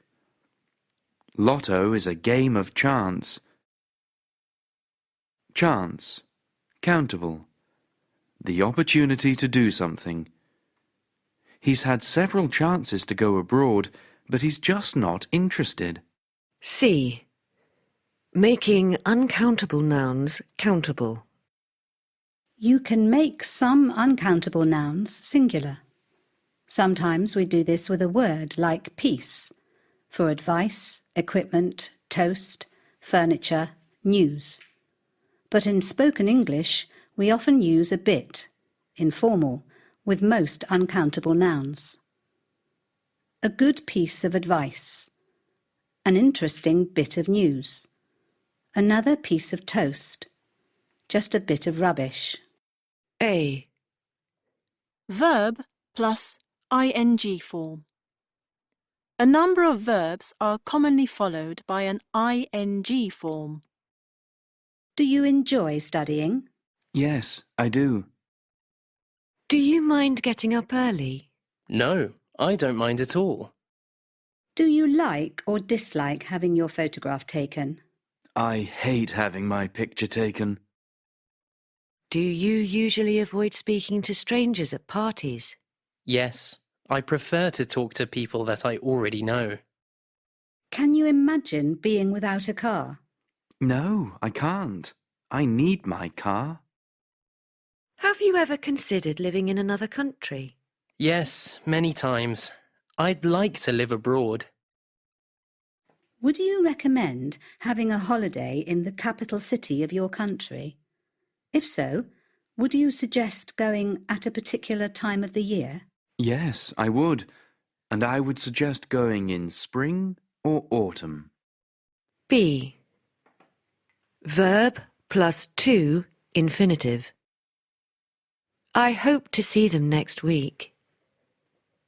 They agreed to help me. I intend to leave next month. I offered to help them. I attempted to cook the dinner, but it was terrible. I promised to bring her book back. The shop assistant was very rude, so I demanded to see the manager. C. Verb plus object plus preposition plus noun or ing. Joe has just rung and asked me for advice about Greece. They're thinking of going there. Well, be careful. They went to India last year on your advice and then blamed you for the terrible holiday they had. That was their fault. They insisted on going in the summer when it was far too hot. A. A great opportunity. I'm 24 years old and I work in a photography studio. It's not a very exciting job, but I love photography, and the pay isn't bad. But 2 months ago, I was given the chance to go to Italy and work on a film by a famous director. My best friend thought that it was a fantastic opportunity and advised me to go. Dad wasn't so sure. He didn't try and persuade me not to go, but he warned me that it would be hard work and reminded me that it was only 3 months, then I'd be out of a job. I realized that my girlfriend wasn't happy about it either, but I promised her that I would phone every day and suggested that she could come out to Italy for a holiday while I was there. I didn't mention that I was part of a small team with 3 other women. Anyway, I'm going. B. Other verbs. Here are some more verbs which are used with the same constructions. Verb plus that. Say, hope, notice, recommend, and expect. I said that I was busy, not I said him that I was busy. I hope that you'll come and see us soon. When I left, I noticed that the door was open. I recommended that we all go together so no one gets lost. I expect that he'll ring us later. Verb plus object plus that. Tell, show, and convince. I told them that they could leave early. He tried to convince me that I needed some new clothes. Verb plus object plus to infinitive. Ask, tell, want, allow, expect, remind, help, and encourage. Tracy asked me to look after her cat. They told us to wait outside. They want us to stay at school. I expected them to be here by now. I had to remind him to buy the food. She helped me to write the report. You can also say, she helped me write the report. My parents encouraged me to read. A. Extreme adjectives. There are many extreme adjectives we use to say that something is very good, or very small, or very surprising, etc. We were lucky. The weather was marvellous. Don't go and see that film. It's awful. I was delighted she passed her exam. It's a nice modern flat, but it's absolutely tiny. I wasn't very hungry, but they gave us a huge meal. You should watch that programme. You'll find it absolutely fascinating. Everyone was really exhausted by the end of the day.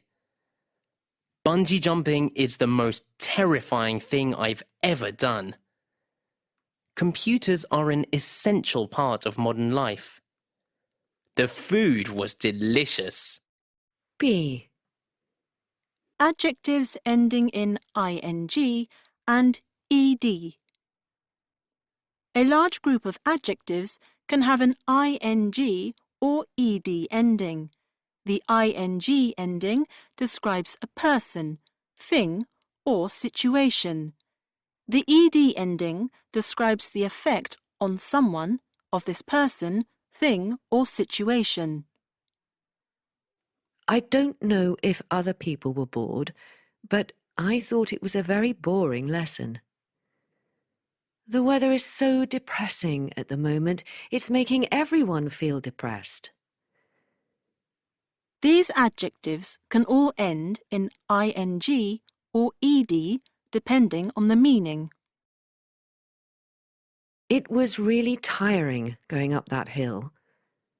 I was amazed she could climb that wall. My exam results were very disappointing. She was annoyed that I forgot to tell her. I kept calling her Emma, so I was embarrassed when Ben told me her name was Angela. The map he gave us was very confusing. We were shocked by the violence in the film. A. At, on, and in. At a point or place. For example, I met her at the bus stop. He's at work at the moment. On a surface. For example, the books on the desk. They sat on the floor. I put the picture on the wall. In an area, space, or inside something. For example, he's in the kitchen. She lives in Warsaw. She lives in Poland. The knife's in the top drawer. B. Where exactly? I know they live in Danvers Street, and I think they're at number 23. I'm sure there's a chemist on the left before the bank. Their house is beyond the farm by the old church. I saw your bike in the back garden against the wall. They've just bought a house right beside the river. They've just bought a house by the river. I found your phone on the sofa beneath a pile of cushions. I found your phone on the sofa underneath a pile of cushions. Their office is above the shop. Opposite. Below. You can just see the top of the building among the trees. C. Movement. We came over the bridge, opposite under, then through the tunnel and round the lake. The mouse ran out of the back door, opposite into, towards the gate, then disappeared down a hole. The woman came after us, but we managed to climb into the back of my dad's van. Fortunately, she went past the van and didn't see us. A. Adverbs of frequency. How often? Always. Often. Frequently. Quite often. Sometimes. Occasionally. Hardly ever. Rarely. Seldom. Formal. Never. She hardly ever plays tennis now. I am often late. I occasionally go to the theatre. He rarely works at weekends. We see them quite frequently. I have never been to America. B. Adverbs of degree. How much? I was a bit tired. Informal. The flat was a little small. The flat was a little bit small. She was slightly nervous. The next four adverbs all mean more than a bit, but less than very. The hotel was quite busy. We had quite a nice room, not a quite nice room. The food was fairly boring.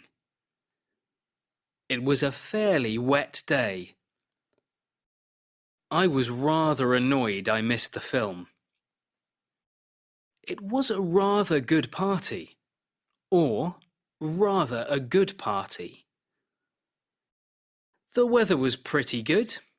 Informal. We had a pretty difficult journey. The restaurant was completely or totally empty. I totally or completely agree with you. We had an extremely interesting trip. It's an incredibly good book. C. Adverbs of manner. These adverbs describe the way in which someone does something or the way that something happens. Nora had secretly put all of the letters into her bag. I went in and shut the door quietly. The curtains were closed and the room was dark. But I suddenly realized I wasn't alone. Penelope was in pain, and I could see she needed help urgently. I spoke to Charles briefly this morning. I asked him very politely if he could work an extra hour this evening, but he reacted quite angrily and walked off. A. When or as soon as. The meaning of these two time expressions is almost the same, but as soon as suggests something more immediate or important. I'll phone my uncle when I get home. I'll phone my uncle as soon as I get home. As soon as you finish this exercise, you can go home. When you finish this exercise, you can go home. B. Two things happening at the same time. Violet got ready while I cooked the dinner. The accident happened while I was on my way to work. I saw him just as I came out of the office. C. One thing after another.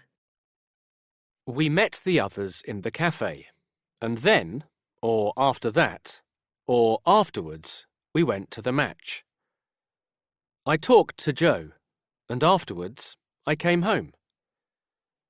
I was in Caracas for 3 months, and then, or after that, I went to Colombia. After my visit to New York, I decided to have a rest. We had something to eat before going out. D. A sequence of actions. We had a really nice holiday. First of all, or first, we spent a few days in St. Moritz. After that, or then, we drove down the coast and stayed in Portofino for a week. Finally, we went back to Switzerland to stay with my uncle. E. At first, eventually. To begin with, the two girls got on very well when they shared the flat. But after a while, they started arguing about various things. And eventually, Lauren walked out and found a new place. At first, I enjoyed the classes, but after a while, it got a bit boring. And in the end, I left. F. A list of reasons. We can use firstly, or for one thing, or for a start, to introduce a first reason for something, and then secondly, or besides, or anyway, to add a further reason. What's wrong with her new dress? Firstly, it's a horrible colour, and secondly, I don't think it suits her. Why can't we go out tonight? Well, for one thing, I've got a lot of work. And besides, I can't afford it. Well, for a start, I've got a lot of work. Anyway, I can't afford it. A. As well as. What's more. In addition to. Besides. We often link ideas using and. For example, the food's nice and very good value.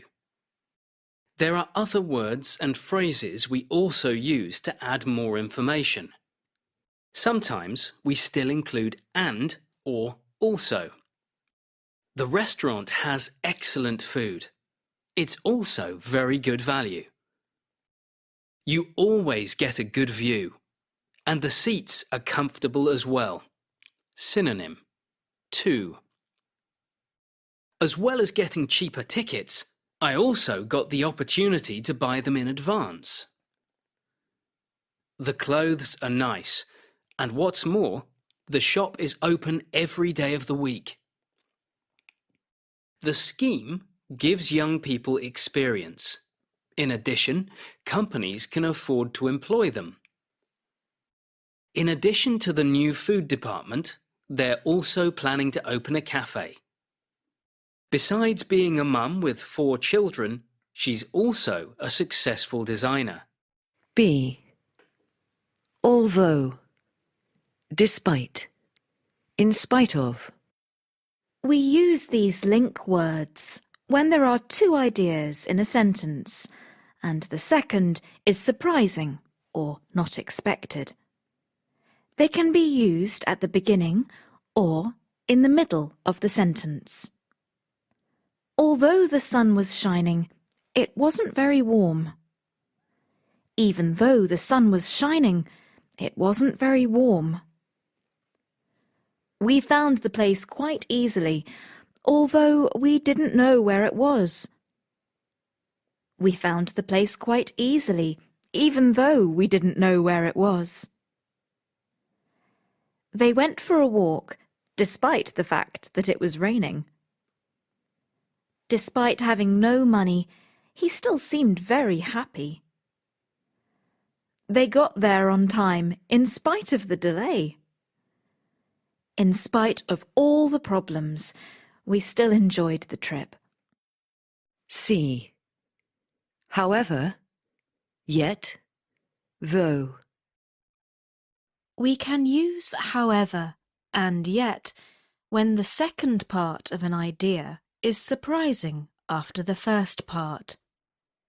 However is often used to link ideas in two separate sentences. Though can be used in a similar way in spoken English, but usually comes at the end of the sentence.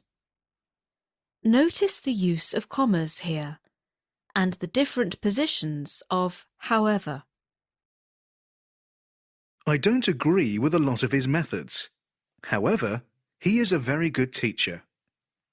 We didn't particularly like the house. The garden, however, was wonderful. It was warm and sunny when we were there. Most of the time, however, it's quite cold. We went in the autumn, yet it was still quite warm. I didn't like the film much. I'm glad I went to see it, though.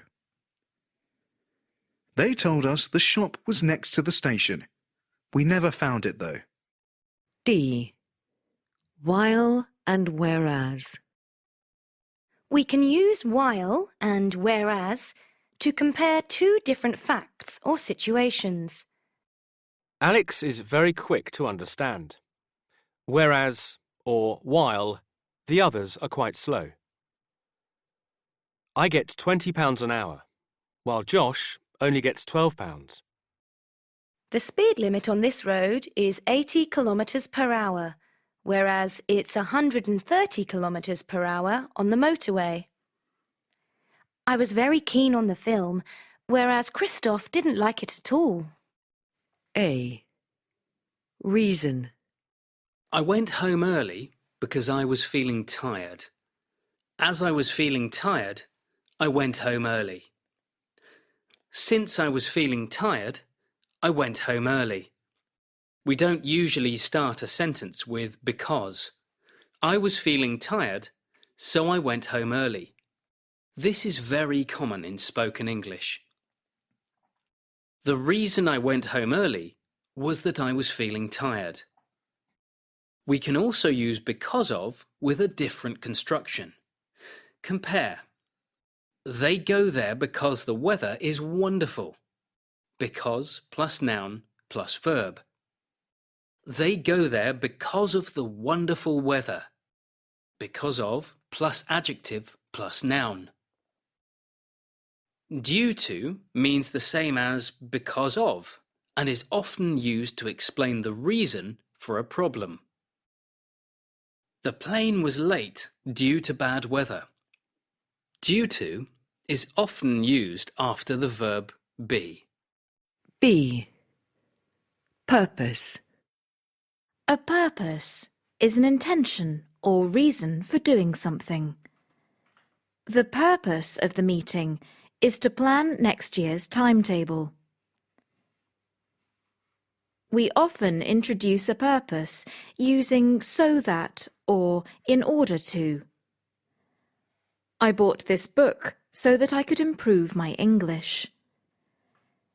They went home early in order to watch the match on television.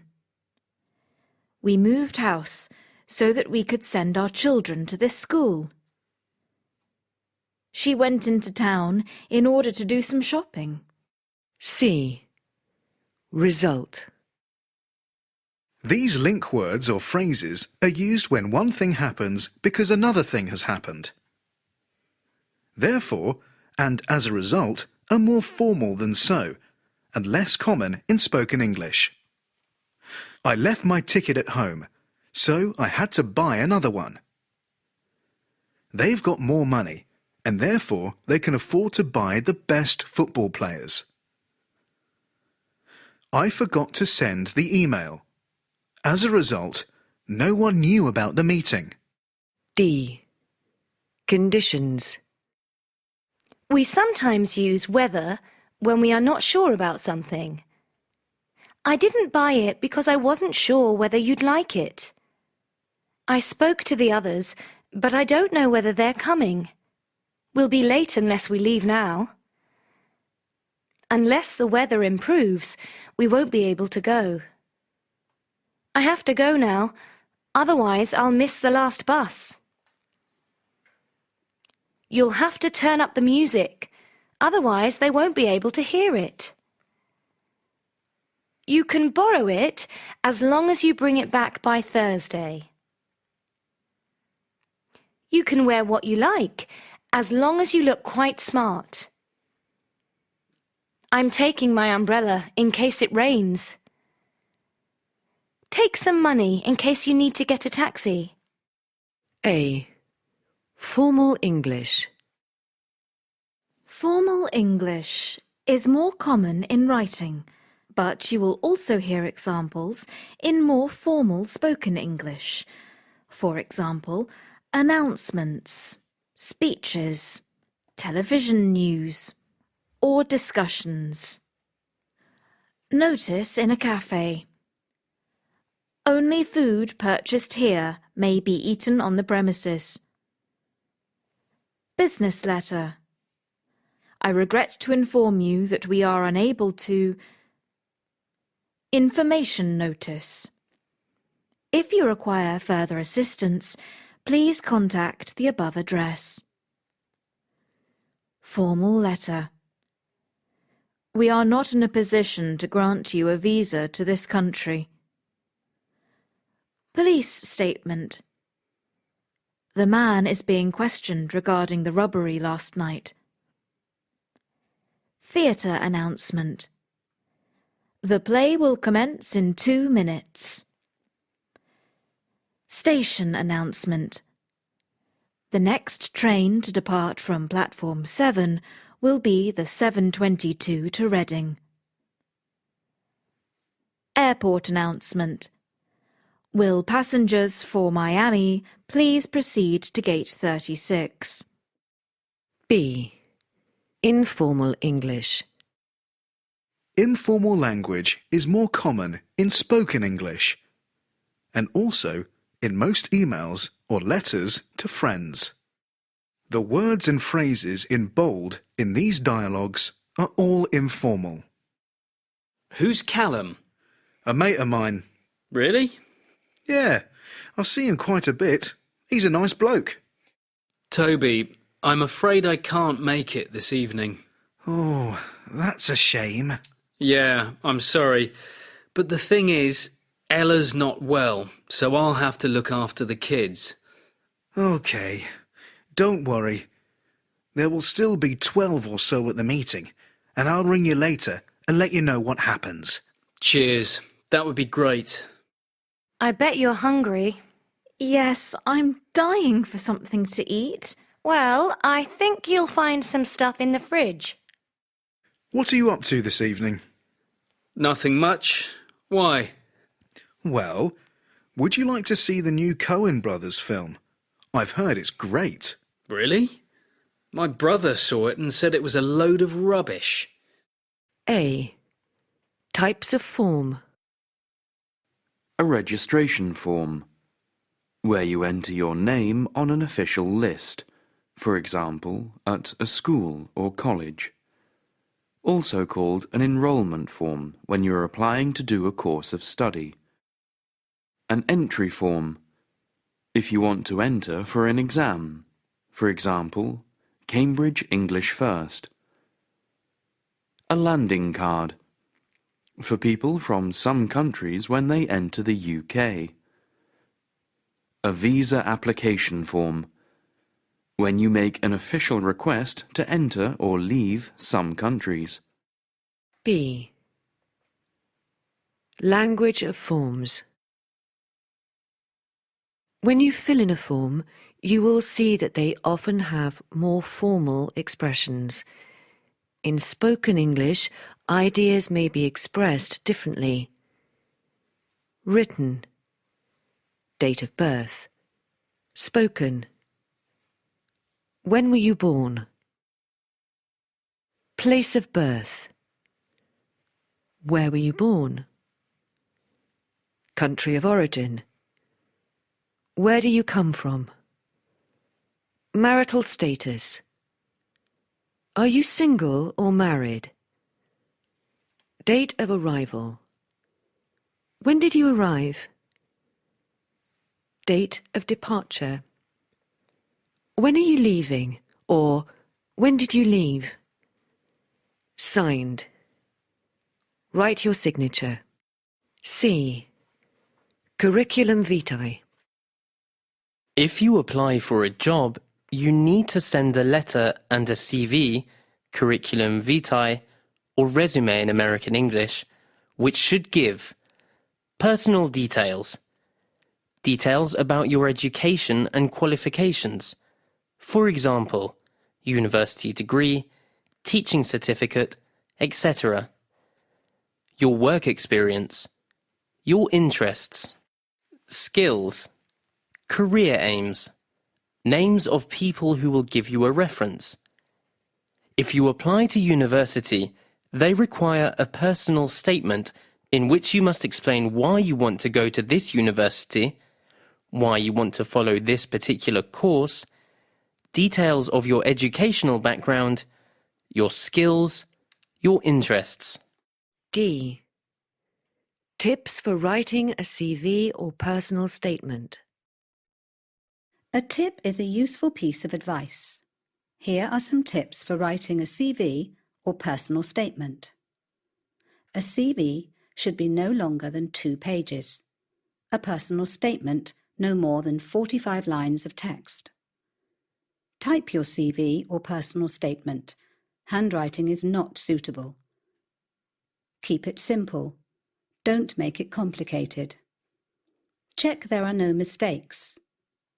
Make sure the information you give is relevant. For example, if you are going to be working on your own, don't say that you are good at working in a team. A.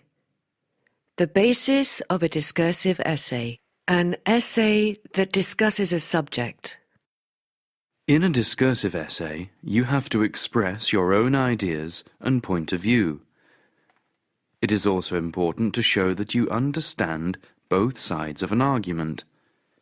This means you need to understand and use different link words and phrases such as in addition, however, etc. B. Expressing a point of view. Some people believe that no one should be sent to prison under the age of 18. There is an argument that everyone should have a university education. C. Giving both sides of an argument. One of the advantages of being an only child is that you have more attention from your parents. However, it can be lonely without the company of brothers and sisters. On the one hand, computers can do so many things faster than human beings. On the other hand, some people are becoming dependent on them, which is not a good thing. D. Comparing and contrasting. Saying how 2 things are similar and how they are different. We often make comparisons between groups of people, or between the past and the present. Compared with my grandparents, I have had much more opportunity to travel abroad. Compared to my grandparents, I have had much more opportunity to travel abroad. In the past, people didn't have computers, but nowadays there is one in almost every home. Most parts of the developed world have become richer in the last 30 years. In contrast, many countries in Africa have become much poorer. E. Making generalizations. Sometimes a simple statement is not accurate. For example, young people prefer to watch American films. This is not true for all young people, so we use certain words and phrases to show that we are making a generalization. In general, Japanese society is more focused on groups than individuals. Synonym, on the whole. Teenagers tend to have more freedom than in the past. F. Cause and effect. How something happens and then makes something else happen. Poor diet and lack of exercise are the main causes of obesity. Obesity is often the result of a bad diet and not enough exercise. People don't eat the right food or get enough exercise, and consequently they put on weight. Poor diet can cause obesity, and this can have a bad effect on people's health. A. A formal letter. Dear Sir or Madam, I am writing in response to your advertisement about job opportunities for graduates. I have just completed a degree in economics at Durham University, and I would be grateful if you could send me further details of the graduate training schemes you mention. I am available for interview at any time. I look forward to hearing from you. Yours faithfully, Nicole Drew. B. Useful words and phrases. Thank you for your letter regarding the damage to your vehicle. I regret to inform you that your application has not been successful. I am pleased to inform you that your application has been successful. I am writing to inquire about English courses at your school. You will need to confirm the booking in writing. We would like to thank you for offering your support.